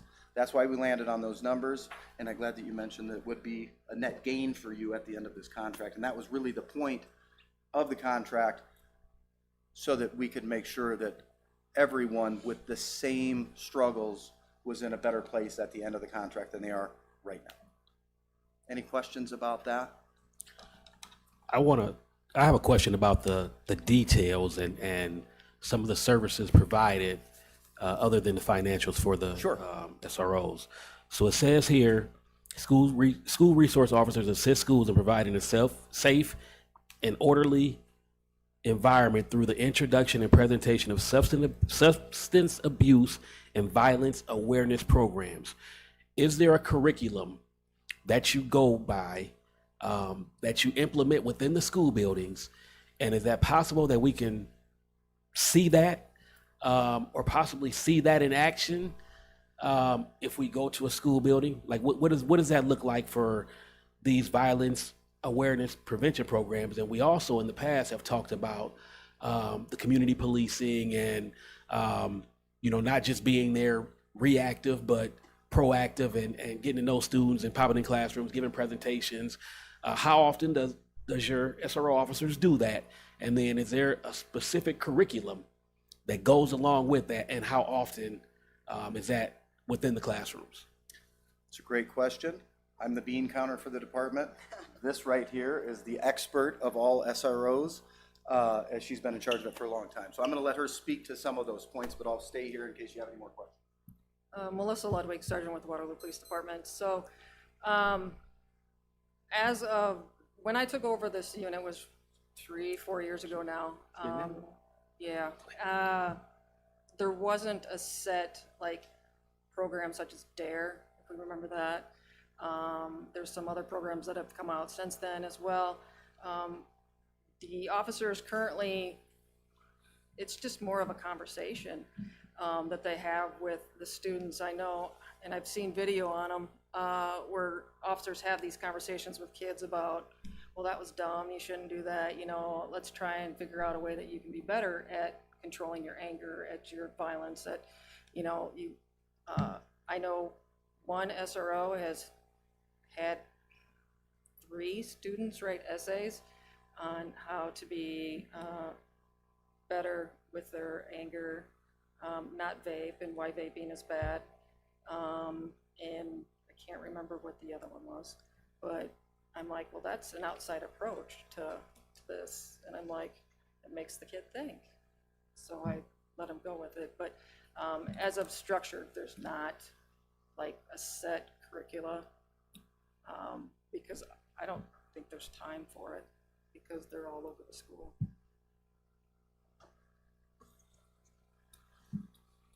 Okay. Can we make time for it? Yeah. I guess I'm looking at it as an opportunity. Yeah. To, and I know we've had the sheriff come in and the police officers, and this has been a conversation every time SRO contracts come up. Not just the usage in the building, but establishing those relationships prior to an incident, or you know, going into classrooms talking about you know, what the positives of what police officers and the SROs are, where students get an opportunity to see them, and then in full gear, and I get just the conversations, but being able to talk with the masses, and talk with every student in the building at some point, whether it's a seminar, a period, a win, or just allowing those SRO officers to incorporate themselves within the building on a personal level and a group level. Because at that approach, them just seeing them, I'm sure the students that probably the SRO wouldn't normally talk to may not understand why they're there, and be able to have that connection with them as well. The other thing that was asked, I got I don't know if it was an email or text message, about uniform within the buildings. Is it possible, and I understand you have to have, so the gentleman behind you, the assistant chief, like a Waterloo Police Department polo shirt and some slacks, you know, a t-shirt or something like that, and not being always in full gear. Is that an opportunity as well? Just now, our buildings are with staff, a little bit more relaxed environment. What could that look like as well? That was asked to me, so I don't know if they do it now or not. They do. I don't see them always. So like, normally we wear blue at the toe, right? We literally took their uniforms to humanize them a little bit in the schools.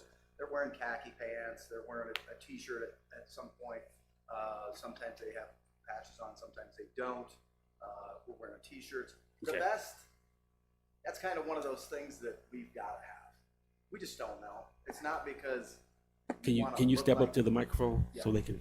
Sorry about that. It's not because we want to look tactical. Mm-hmm. It's for the 0.5% of a 0.5%, right?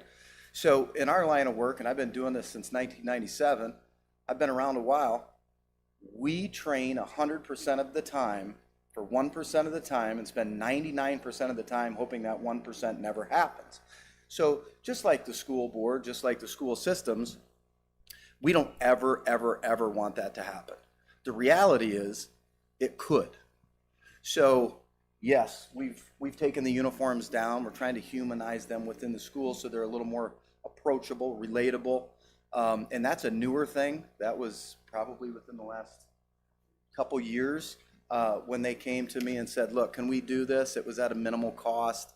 So we did it. So we definitely did that. It was a great idea. I think It's been successful. I know it's been good for them. I know it's been good for the schools as well. The vest is just kind of one of the non-negotiables for us, just because. Well, I didn't mean not the best. I just. No, Total, yeah, no, I understand. I just want to make sure I explain it.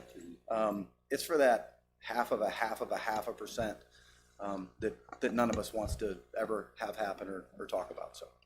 Can I just want to take one opportunity, because I really feel that I need to at this point in time, because I'm looking at a couple of people who've been instrumental to my career as a former principal, whether I was at Hoover, been at Irving, I've been at Lou Henry, I've been at Cunningham, I have been on different spaces where I appreciate what you said about relationships, because it matters.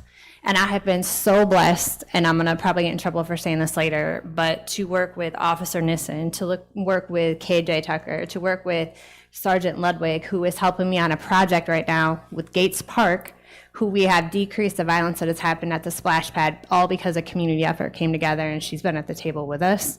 And so, like, I think that's the important part for all of us, is that these are people, and I go back to that 1%, that I pray never happens for us in this district. But as a former building principal who had those people by her side and got to see them actually walk with our kids, make connections with our kids, have relationships with our kids, I couldn't have done my job without it. They were the best of the best. And so I think that other component of, you know, I've appreciated the work they've done this year with, like, they put logos on their cars to be able to react, but I just have to make sure that I put that out there, as far as the relationships will always be key. And we need to continue to build those. So I agree with the safety component. If there's specific things that we need to do on our end to ensure, you know, whether we work with you in your department and whatever those things are, because I think we can only, you know, continue to do better. But I think from being in the trenches in a different way, I've been grateful for those partnerships. So just wanted to put that out there, because Sergeant, I know you've been spending some time with me this summer. Yes. I do want to highlight, I know for a fact, I'm not in the schools, obviously I sit in an office upstairs. People would say I'm out of the loop. But what I do hear is all the compliments, such as this. What I do hear is from the students when we're out at National Night Out, and I see them interact with our SRO officers. They're making thousands and thousands of contacts every year in every school with these kiddos. And they build relationships with them. When we're out and having my Waterloo days, or we're at the 4th Street cruise, and there's people in downtown and walking around, it's constant. Hey, Officer Lindeman. Hey, Officer Nissen. And a lot of good interactions with these kids. So they do a lot of good work. And I really want to showcase that. They're really good. We went through a period where we didn't have one at one of our buildings, and, that was, pretty tough. I mean,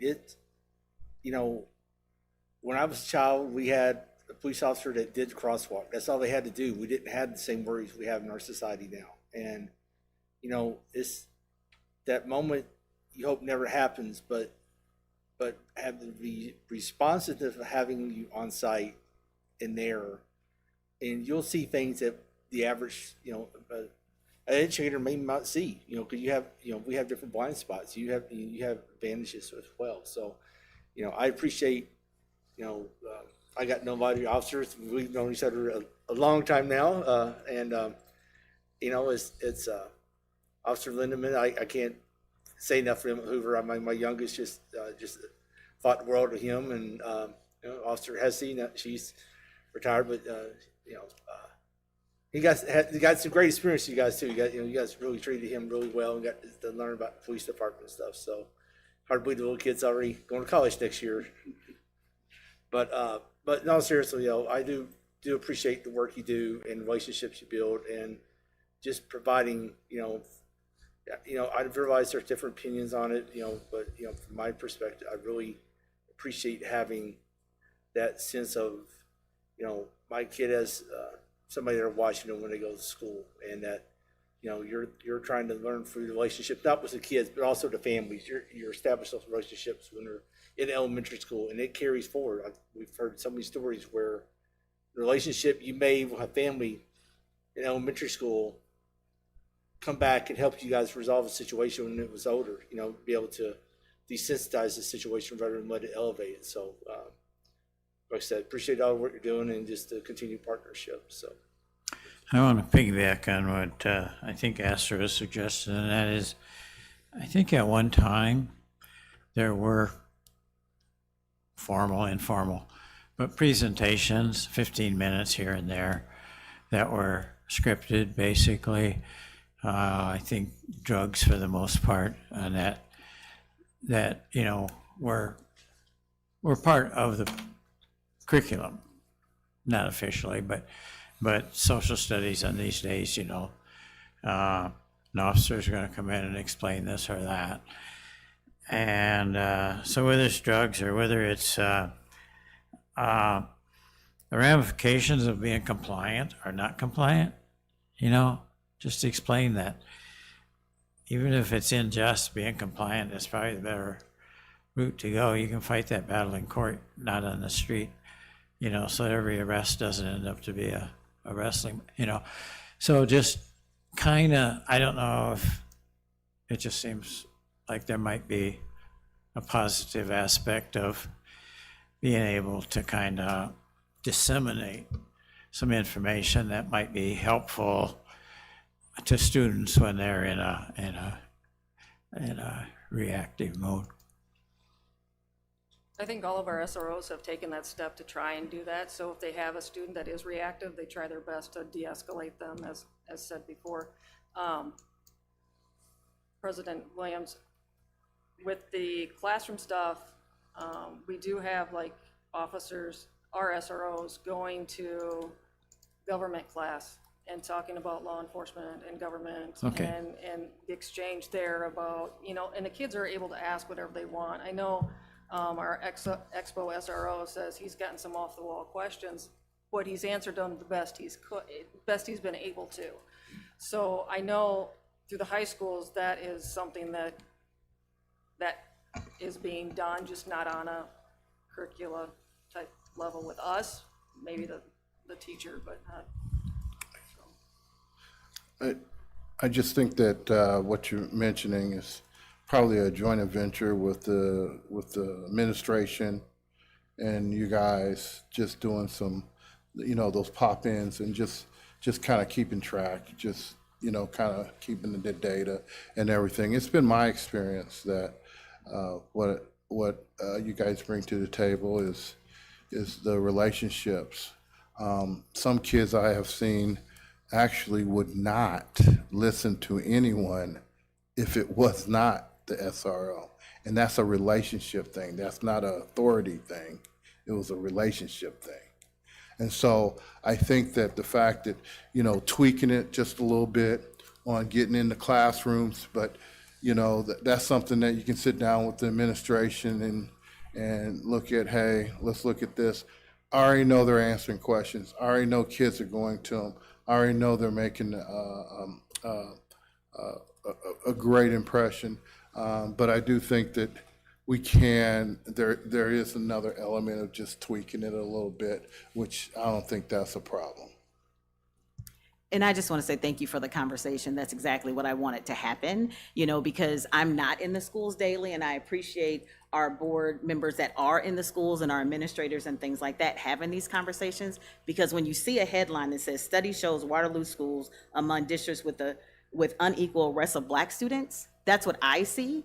And I'm not even on Facebook that much. And so when I pop it up and at 6 o'clock in the morning, and, whoa, okay, what's happening here? I text, you know, Dr. Smith right away. And so when you see things like that, it's important for us as a board to have those conversations, especially if we're making decisions on increases and all these things.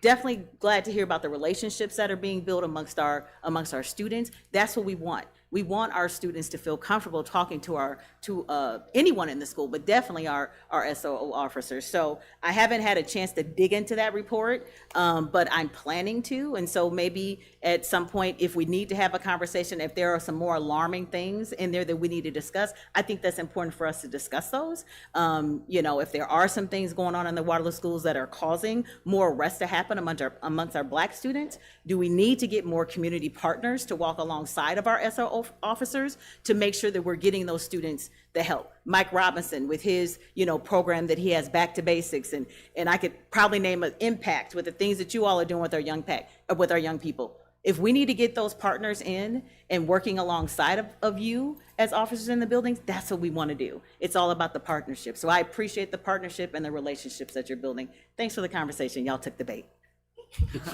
Well, and I just have one comment to add, because I think this is important. The brought experts to the podium tonight, but the one group of experts we can't bring are the buildings themselves and their administrative teams and teacher teams. But I would absolutely bet, if I had $1 million, I bet it all on the fact that the SROs are seen as number one, a part of the school community, hands down. And number two, they are building relationships at an extremely high level. And number three, they're truly invaluable when it comes to feeling safe, able to do your job.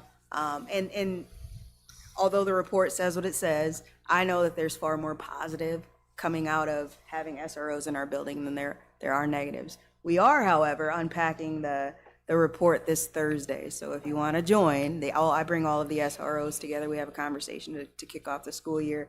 And because this report is an important one to digest a little bit, we're going to talk through that. So Depends on the time. All Just right. let me know. Okay. All right, anything else?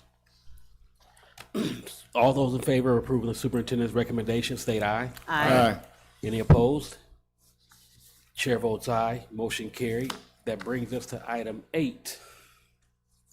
School resource, two separate. Yeah, I messed it up, Nope, so I you're don't know fine. how you want to. Nope, Okay, you're fine, sorry. you're fine. We still have to get the. Okay. Yep, nope, you're fine.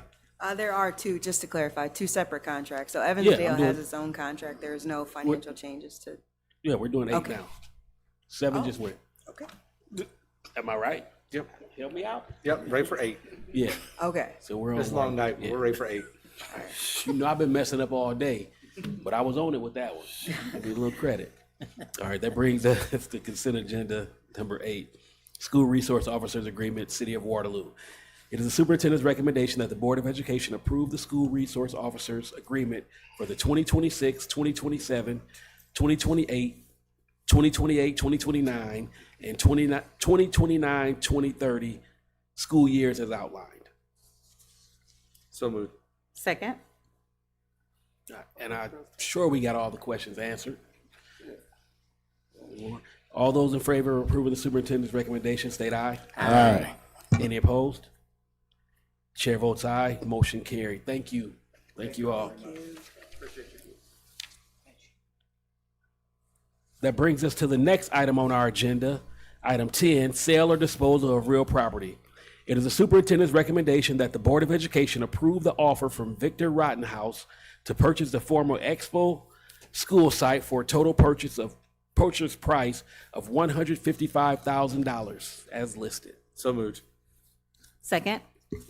And I see Zach Kelly is headed up to the podium, our Director of Operations, and Mr. Rottenhouse as well.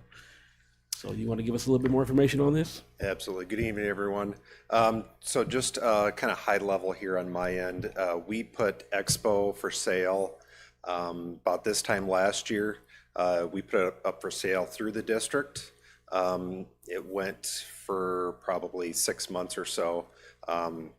Just the district trying to sell it ourselves. I'm not a realtor. I'm not a professional at this. So we had a couple people reach out, more so questions. Nobody really gained interest to actually want to see the inside of the building and put in offers. So we met back as a facility group in our facility committee meeting and agreed that we wanted to bring a realtor on board to help us sell Expo. They've got the resources, they've got the connections to help do that. So we did bring Chris Fischel's group in as part of this to help us get it sold, to do marketing on their end. They had quite a bit of traction as far as people wanting to see the inside of the building, did give some tours, but really didn't go anywhere beyond that as far as an offer. But we did have one gentleman who is here with me who did put an offer in. We met a facility group back again with him. He kind of discussed his phasing plan, where his financials would be coming from. And of course, we we had some questions back and forth, but I will let him speak, but just kind of an overall, the building was built in 1960. Square footage of the whole building is about 112,000 square feet. It sits on 38 acres, but that 38 acres includes Highland Elementary, which is to the south of Expo. So this land that we've agreed is 7.63 acres roughly, plus or minus. We still have to get it surveyed pending board approval to split off to parcel the land from Highland Elementary. So that still has to take place. It's been on the market 187 days with Chris Fischel's group. And that's really the gist of it. I will let Victor kind of give his just high level of where his phasing will be, what his plans are for the building. And then I do have Lance too with Chris Fischel's group if there's any contract questions or anything like that as far as the purchase agreement goes. So I will hand it over to Victor. I have to just log in. Gosh.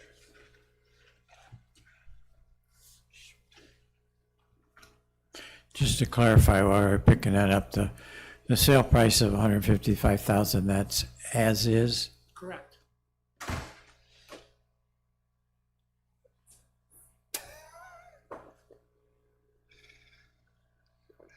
We don't have Matt here, our tech guru to. Aren't you the backup IT guy? Yeah, no. He's third straight.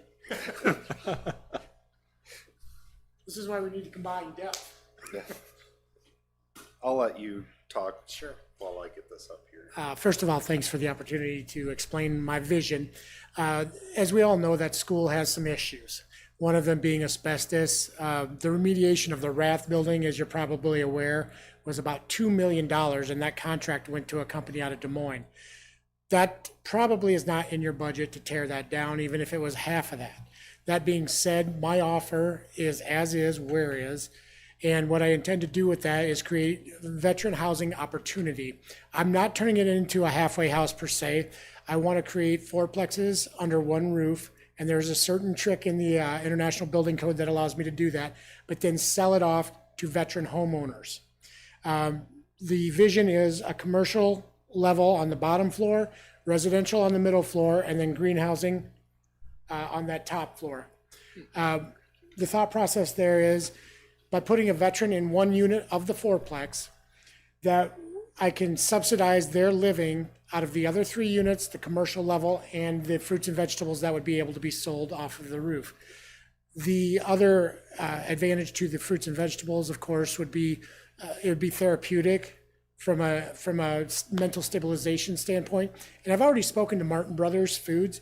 They're excited to get behind this project as soon as I can put together a pro forma that would show what we would be able to steadily produce for their customers. And it's just one of those luck things, if you will, with the Taylor Foods incident and all the bad lettuce that's going around. They're looking to source more product locally. And if we could expand this, and I just had this idea tonight, but if we could expand this to every school with that greenhouse on top, there might be some money in it for the school board as well. First things first, I need it under contract so that I can go in there and spend the 6 figures it's going to take to figure out the highest and best use, to figure out the asbestos remediation, and to get a plan that I can sell to a bank. Any questions?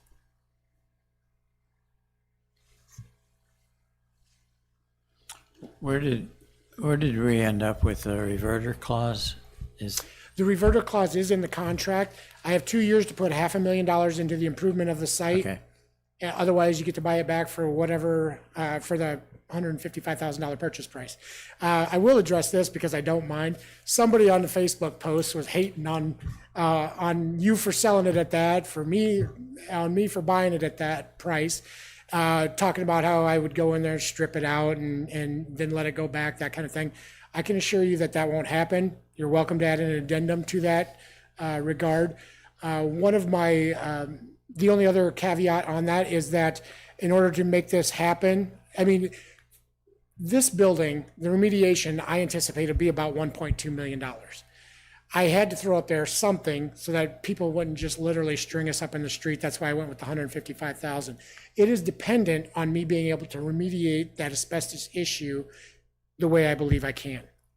That being said, the other thing that would help this project out, and at that first level, that just puts me at roughly a break even. The thing that helps me out is we've talked about subdividing the area along Idaho and Independence Avenue to help provide more housing there. One of the biggest benefits, of course, is it's right across from the VA center, so there'll be a lot of, overlap of services available.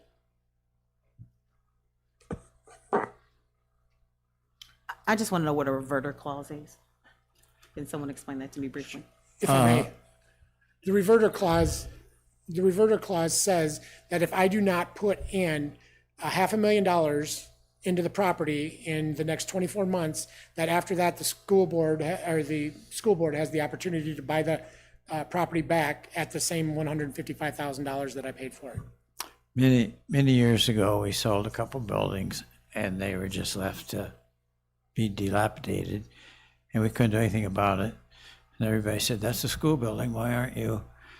Well, we had sold it, and the reverter clause says if it gets in that condition, we can take it back and tear it down or do whatever we need to do. If we're to discuss timeline very briefly, I want to have this built, leased, and stabilized, which means people in there with, track records of living there in under 18 months. That being said, that's where I'm going to need a little help with the city to say, hey, this subdivided, this stuff approved. It's all, rubber stampable, but with what's going on, and like I said, the community sentiment toward selling the building that cheap and, them not understanding what it takes to make that property viable, I would going to pre-ask for your assistance in getting the city to move on that. So what do you view as level of need for our veterans here locally for this? I'm sorry. What do you feel it is our level of need for our veterans here locally for this type of facility? You feel there's I anticipate. Go ahead. More than what we can actually provide, or what's your assessment of that? If I understand the question correctly, you're asking how many veterans can we help? Yeah, how many are you anticipating, and what's the need out there? I mean, the need beyond what you're doing. The need is huge. There's more than 38,000, veterans on the street, and there's, I think, getting at 15% of the country on the street. But my focus is the veterans for many reasons. I have two brothers that did 5 combat tours. They didn't come back right. I was in the military out here at ASIF 2 out at the airport for 9 years. I have friends that didn't come back. And now, I mean, you know what bureaucracy is, and I'm not bagging on you guys, but at the federal level, it's that much worse. And so a lot of these folks have been made promises, and they find it frustrating to get the help that they need. Well, another issue that I seem to come across is that we're trying to solve blue collar problems with white collar thinking, and it just doesn't work. They need somebody like me who was an enlisted, who came from a farm, who knows that no matter what happens, you got to get in there and work for life. Nobody's going to hand you anything. And if they do hand you anything, it's going to come with a lot of red tape. So my goal is to get some folks in there off the street. This will be a pilot program. I've got other cities. I was in Mobile, Alabama on the Monday before the Wednesday that we presented this. They want to do something very similar to this because they caught wind of what I'm trying to accomplish. So this will be the pilot program, and I'm thrilled that it's in my backyard. But if we do 12 fourplexes, my goal is to have 12 veterans off the street and then civilians leasing out the other units, as I said, to subsidize those veterans living. And of course, I want to teach those veterans how to run their own property so that they're no longer destitute, so that they're no longer on the streets, and so that they can learn to become an asset to society instead of a liability. And I don't mean to be calloused when I say a liability, but it is what it is. Well, I appreciate your endeavor there. I had one of my little cousins served in Afghanistan, and one of the groups he worked would come back with, he helped volunteer with I think it was called Growing Veteran, but they did a lot of stuff with growing crops and different things to help, like you're saying, it provided some level of fear preparedness for their to recover from what they've been through. So I appreciate the effort you're doing to support our veterans in our communities out there. Thank you. They've earned it, and they need the support. So, Thank you. I agree. Just one comment too, as far as Victor's comment on the cost, the price that was proposed. So we listed the expo for $500,000. That number was given to us by a broker here locally, just based off of buildings in that area, what they've sold for. So it sat for quite a while without any offers at all, and that's where we came to officials, and we lowered it after no traction, 100,000, and then finally we had somebody that bid. So, but the other thing too is last year we spent $50,000 to heat that building. It's a steam boiler unit that heats the whole building. So if we continue to do this every winter, we are gonna lose that much money each time. So we do have the option not to heat the building, but then we have the consequences of the damages of pipes bursting, because we still have to continue to keep the sprinkler system active unless we cut all utilities. That's just the city requires us to do that. So that's one of our big things, is that it goes to a good cause, but also we won't get stuck with a building that dilapidates for sitting so long, and then cost to demolish it is about $800,000. So that includes the abatement that needs to happen, but it's just all those things that we put into consideration as far as this goes. So when do the utilities change?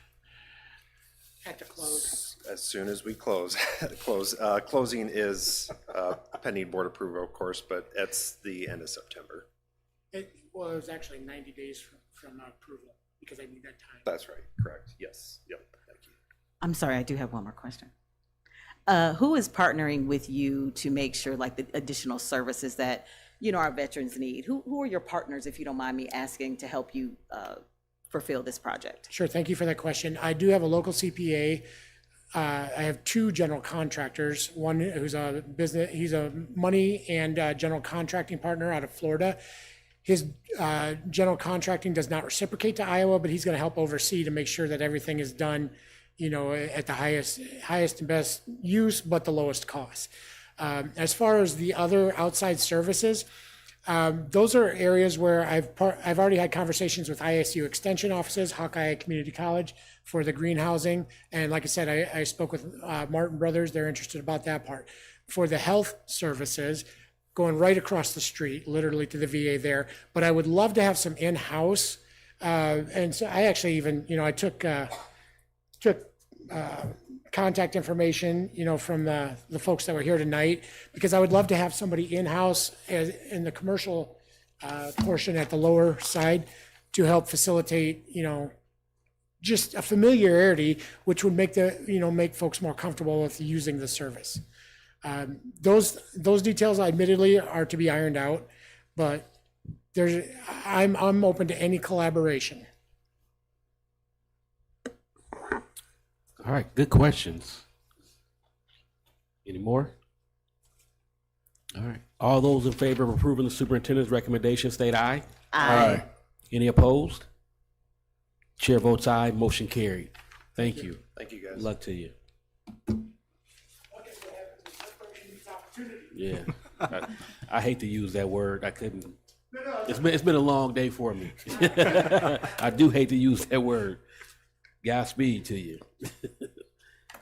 That brings us to the next item on our agenda, item 11, resolution authorizing the advance funding and redemption of school infrastructure sales, services, and use tax revenue bonds, Series 2018, dated March 1, 2018, and approving the First Amendment to Escrow Agent Agreement dated as of July 29th, 2026, and authorizing its execution and authorizing the advance funding and redemption of school infrastructure sales, services, and use tax revenue bonds, Series 2020, dated October 22nd, 2020, and approving the First Amendment to Escrow Agent Agreement dated as of July 29, 2026, and authorizing its execution.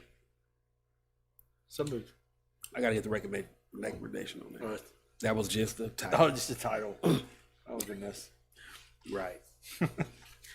It is the superintendent's recommendation that the Board of Education approve the resolution amending the resolution authorizing advanced funding and redemption of school infrastructure sales, services, and use tax revenue bonds, Series 2018, dated March 1, 2018, and approving the First Amendment to escrow agent agreement dated as of July 29, 2026, and authorizing its execution, and authorizing the advanced funding of and redemption of school infrastructure sales, services, and use tax revenue bonds, Series 2020, dated October 22, 2020, and approving the First Amendment to escrow agent agreement dated as of July 29, 2026, and authorizing its execution as presented. So moved. Second. All right, you're up, JT. Yeah, so we're about halfway through the meeting now. We can get talking about bonds here. So, yeah, the next 5 items are related to the One High School project. This first item actually was on the agenda in July 13th. We approved these original agreements. This is just amendment to those with the date change. This is an effort to maintain our current bond rating. As you know, with the recent law changes, we are falling below the preferred 1.25 threshold for bond coverage. So we're escrowing some money of our current bonds in order to bring that ratio in line to that 125 or above. So again, this is just changing those original agreements from a July 29th date to the 2020 escrow will have an August 10th date today, and then the 2018 bond escrow will have a date of October 16th, 2026. And that just allows for more time for us to have the funds available for them to pull that escrow amount. So is this just the Lowell bond or just the Career Center bond or both of them? I believe one is related to Lowell and the other is related to the Career Center. But is this essentially paying both of those off? No, it's just taking a portion of that in order to get us within the proper bond coverage. So it's basically paying off a portion of that. Yep. So because they're not callable at this point, so we can't officially pay them off, but we can put money in escrow that accomplishes the same thing from a lender for the next bond we want to go out. Is that where we're at? I should introduce Tim. I feel like you all know him, but he is here. Tim Oswald from Piper Sandler. Have you enjoyed our board meeting so far? I have. I want to note you mentioned both the high school I went to and the high school my kids went to, so I was very thrilled to hear that. Yes, you're right. So and I'm going to get the Lowell and Career Center mixed up, so please don't hold me to it. But the one bond is prepayable January 1 of 2027. So the escrow will start in October, and it will only last until January, and then that bond gets paid off. The other one, we're only prepaying a small part, and that escrow goes to, I think, 2029, when it will break and pay off those prior bonds. Because that's all the cash we have at the moment. And that's the reason for the delay from July to October, is to make sure that you actually have enough cash to cover that cost of the second escrow. Okay. Thank you. Good. All right. All those in favor of approving the superintendent's recommendation, say aye. This is a roll call. Oh, sure. Yeah. Sorry. All right. This requires a roll call vote. Director Knight? Aye. Director Schmidt? Aye. Director Matlock? Aye. Director Cox? Aye. Chair votes aye. 5-0. Is that everybody? It's been a long day. That brings us to the next item on our agenda, item 12, resolution fixing the date of sale and approving official statement for the sale of approximately $71,670,000 school infrastructure sales, services, and use tax revenue bond anticipation project notes, Series 2026A.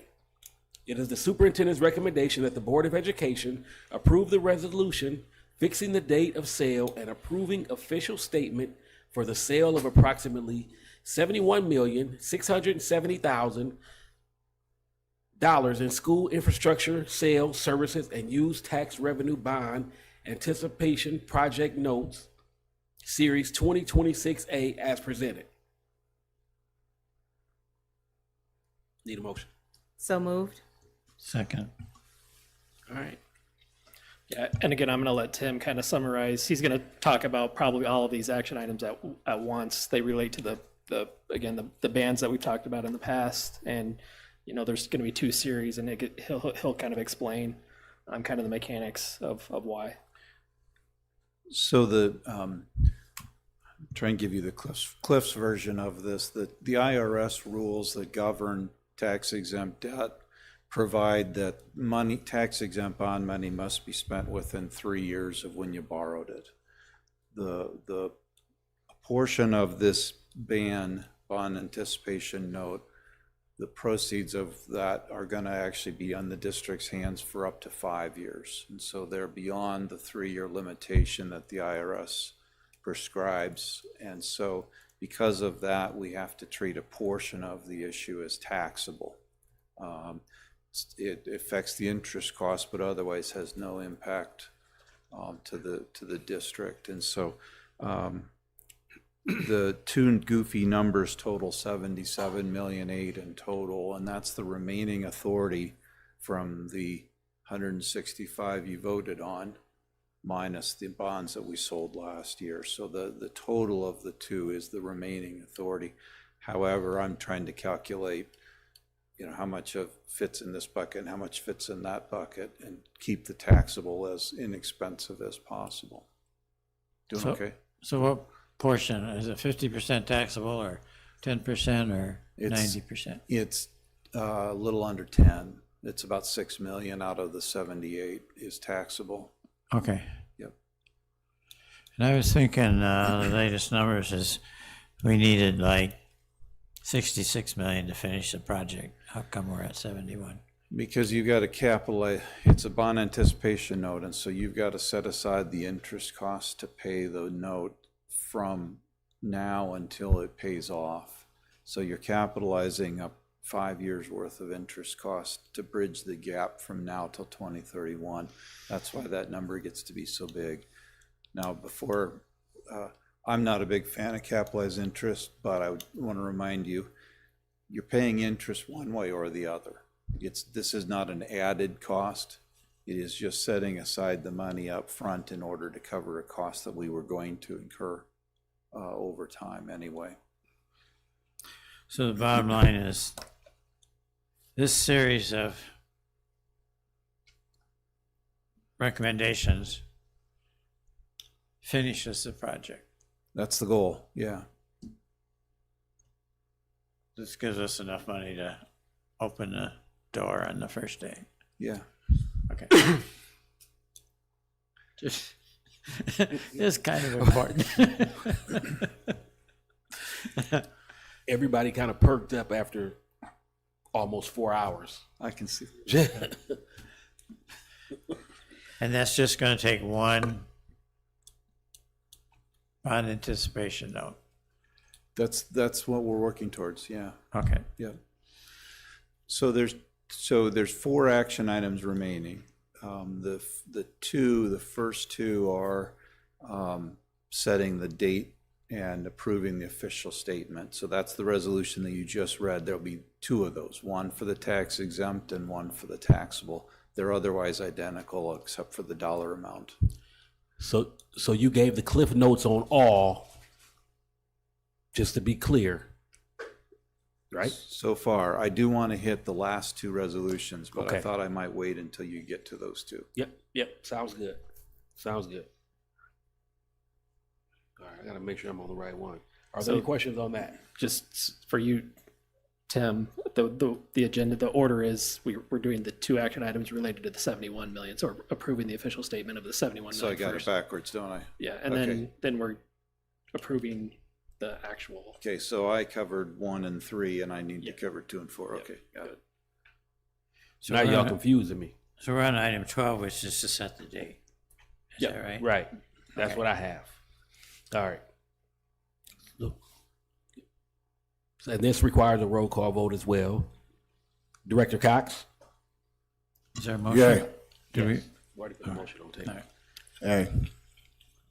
Director Matlock? Aye. Director Schmidt? Aye. Director Knight? Aye. Chair votes aye. Motion carried. That brings us to item 13. Resolution establishing parameters for the sale of approximately $71,670,000 in school infrastructure sales, services, and use tax revenue bond anticipation project notes, Series 2026A, delegation of authority to accept and award sale. It is the superintendent's recommendation that the Board of Education approve the resolution establishing parameters for the sale of approximately $71,670,000 in school infrastructure sales, services, and use tax revenue bond anticipation project notes, Series 2026A, delegation of authority to accept and award sale as presented. So moved. Second. And I think we're good on that one. Any questions? So this is This is the one? Yeah, So we're, please. okay, we're back, okay. So we got one the, more. the board is delegating the signature of the bond purchase agreement, provided that the interest rate on the bond is no greater than 4.1%. Current market interest rate is about 3.6. I asked for your consideration that you add a little bit of cushion there in case rates move against us a little bit, in case the Fed does something, in case the rating is different than we anticipate. You get to choose the rate. If you don't like that 0.5% I baked in, you can choose a different number. I just want to, you're delegating so that we don't have to ask you to come back in a special session to sell the bonds. We ought to have a little bit of cushion so that the chair can sign the agreement. So I'd welcome any input or questions. But as of now, we're in a better position. It would be more beneficial to sign, you said 4.1 to 3.6? Yeah, so current rates are 3.6, and so I'm asking you to add in 0.5% just to have a little cushion in case rates move a little bit. Okay. We're not committing to that. That's just Correct. Just in in case case. the bids are a little higher than that. 3.7 or something, yeah. Yeah, but if they go to 4.15, we'll be asking you to reconvene and we'll talk about it some more. Okay. So what's the projected lock-in date on these? We're about 3 weeks out, I think, JT. Okay. We have the rating call later this week. So. Yeah, we have, our timeline says September 2nd. Yeah, okay.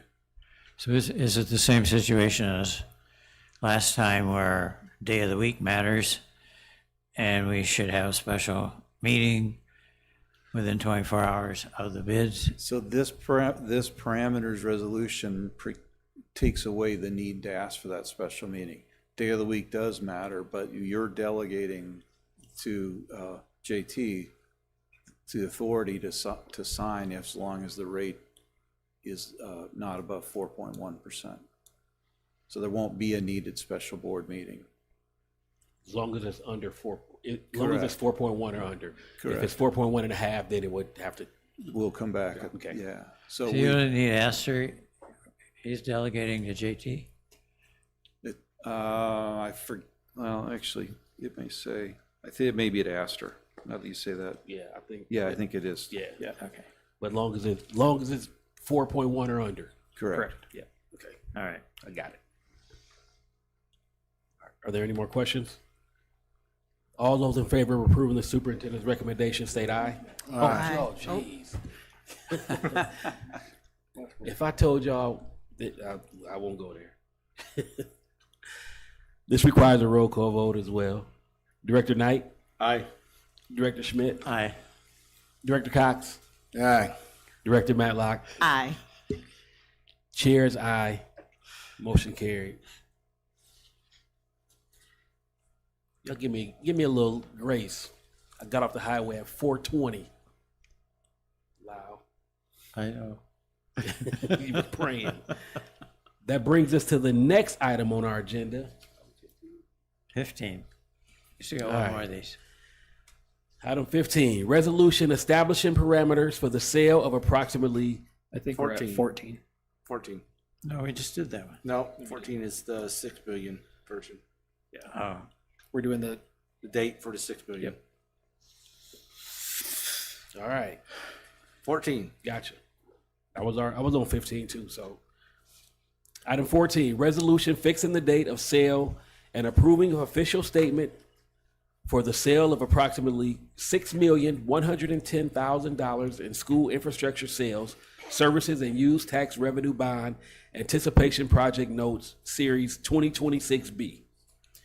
It is the superintendent's recommendation that the Board of Education approve the resolution fixing the date of sale and approving official statement for the sale of approximately $6,110,000 school infrastructure sales, services, and use tax revenue bond anticipation project notes, Series 2026B as presented. So moved. Second. All right, Tim. And this is the same as. yeah, this Correct. is, correct. You said to put, yeah, all right, just the different amount of the. gotcha. Yeah, the taxable amount. So this requires a roll call vote as well. Let's start over there. Director Cox, Aye. Director Matlock, Aye. Director Schmidt, aye. Director Knight, Aye. Chair is aye. Motion carried. That brings us to item 15. 15. All right.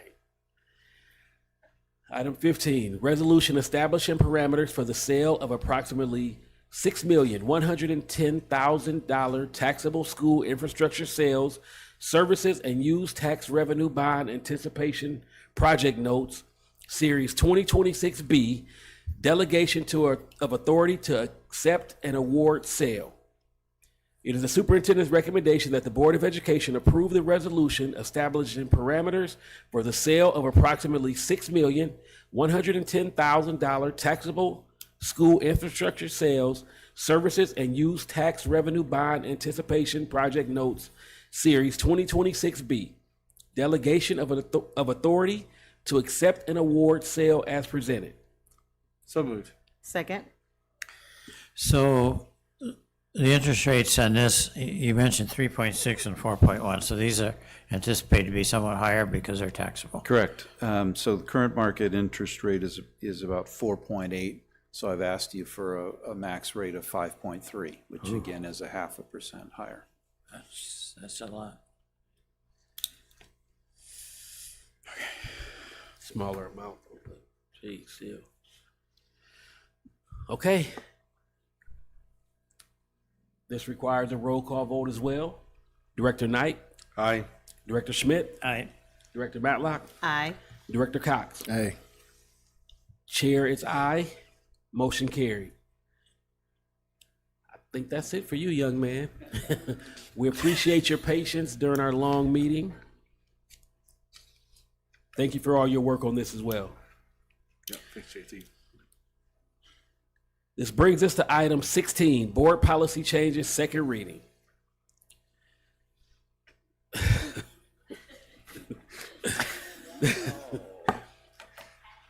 It is the superintendent's recommendation that the Board of Education approve adoption of the following policies: board member conflict of interest, secretary, treasurer, role and guiding principles for employees, nepotism, resolution of employee complaints, recognition for services of employees, employee outside employment, employee injury on the job, licensed employee defined, licensed employee in individual contracts, licensed employee continuing contracts, licensed employee workday, licensed employee assignment, licensed employee transfers, licensed employee probationary status, licensed employee compensation, licensed employee resignation, licensed employee retirement, licensed employee suspension, teacher dismissal, employee publications or creation of materials,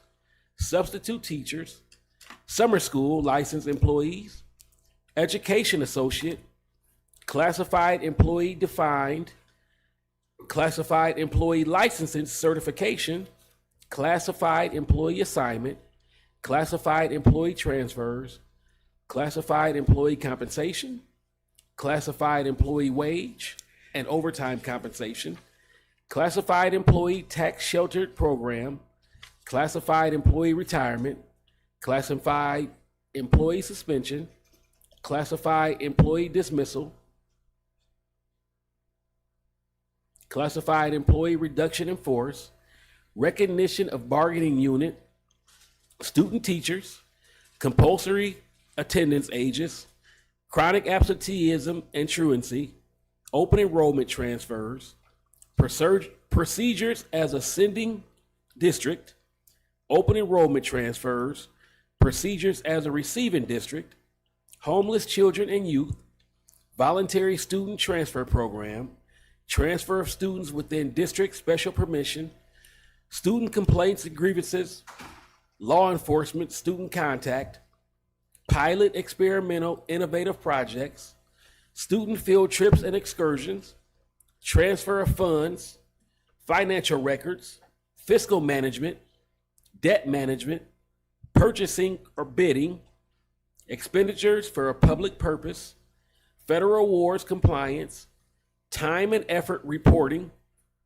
presentation and publication of financial information, care, maintenance and disposal of school district records, responsible technology use and social networking, and district emergency operations plan, and the deletion of participation in community life, support and assistance for teachers, pension annuities, federal Social Security, pension annuities, Iowa Public Employees Retirement System, IPERS, personal business unrelated to school, state enacted open enrollment program, research projects and surveys, and use of district cell phones.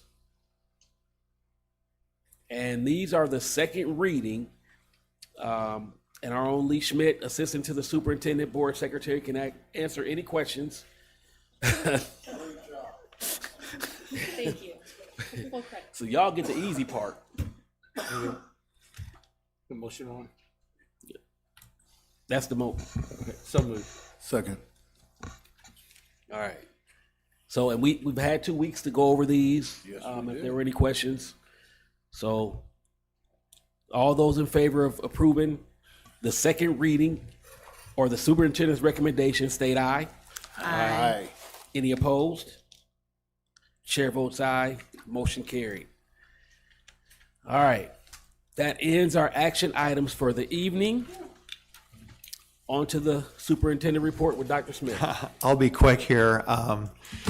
Kudos to Lee, because you've had 2 official meetings with us, I believe. 2 official.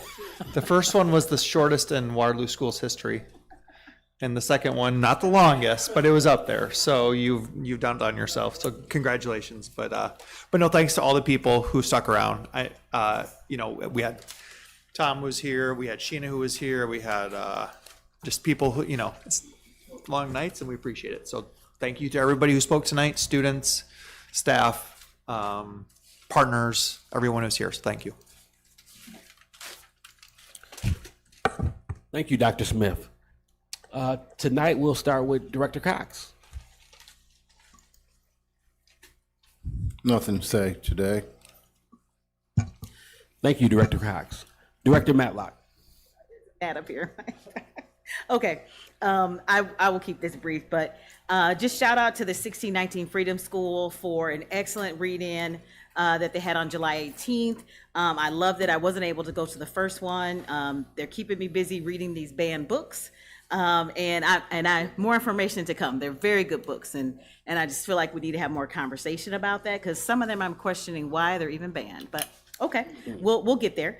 And then congratulations to the WEA for the ISEA Beacon Award. I'm looking forward to seeing what's next on your things to do list. I love that layout. That was perfect. Great way to, to visualize it and know what you're doing. So I'm looking forward to seeing what's next. And thank you to the Waterloo Schools Foundation for the meet and greet for Principal O'Brien and Josh Barta. It was a great opportunity to see some people that I haven't seen for a while and actually meet some new people. So that was great, great turnout. And I hope we're able to do more things like that. And also I'm looking forward to building that partnership, growing that partnership with them and getting to know their board members better. Huge thank you to the RJ McElroy and Trust for the generous donation and their continued support and their partnership. And then my final thought is I just want to say voices do matter. And I know it's easy for me to say that, but I truly appreciated all the young people that came tonight to have their voices heard.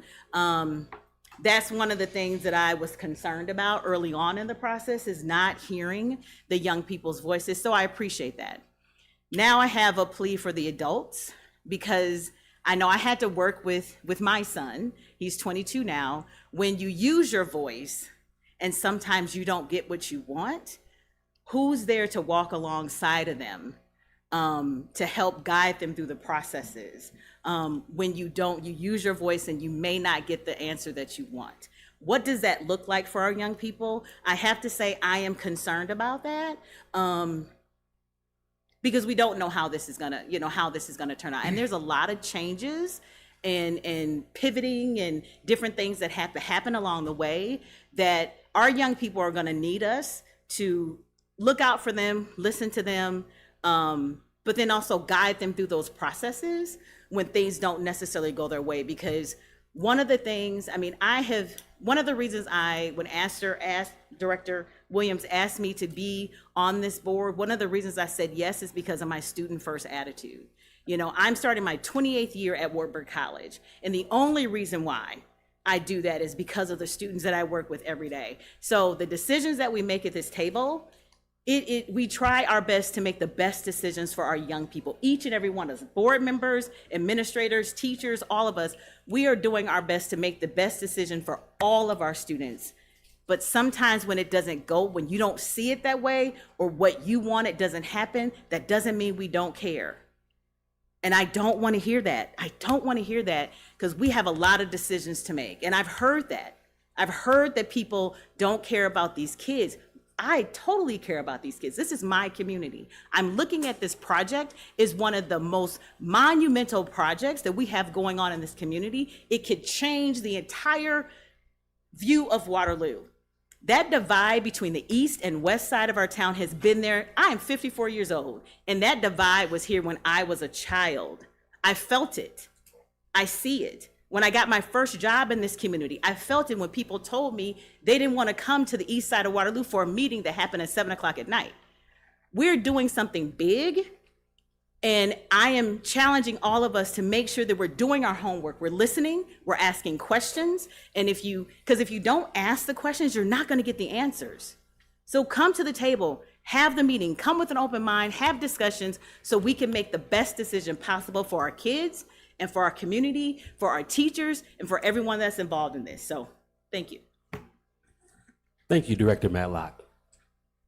Director Knight. I want to thank everybody who came out tonight. It's been one of our longer meetings over my tenure. I don't think it's the longest, though, believe it or not. With that said, we're rounding the corner in August here. I just want to wish all the staff and teachers and a great start of our school year as we come around to that point here. And to families out there who are still listening, if you haven't got your children registered, get them registered. So, seems like every time I'm in the building, I see people at the window signing kids up. So it's we're going to get that done a little earlier. So, all right. Thank you, Director Knight. Director Schmidt. Yeah, it was a long but dynamic meeting. It really was excellent, I think, overall, especially with all the students. Most of them really spoke well. Good job, Esther. Good job, Lee, in navigating all this. I do want a special thanks to McElroy. That's a great, that $250,000 is really makes a difference. So special thanks to them. And other than that, just quote me on what Crystal said.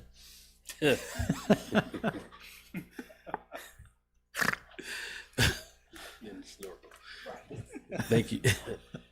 Thank you, Director Schmidt.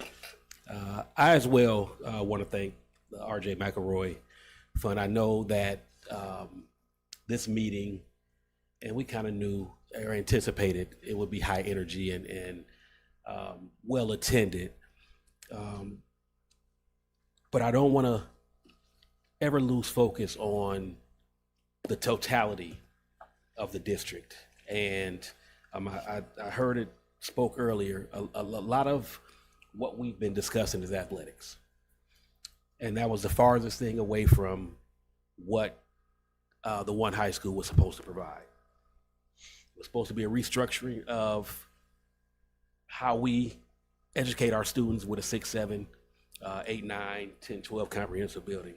But there's been a lot of talk regarding athletics.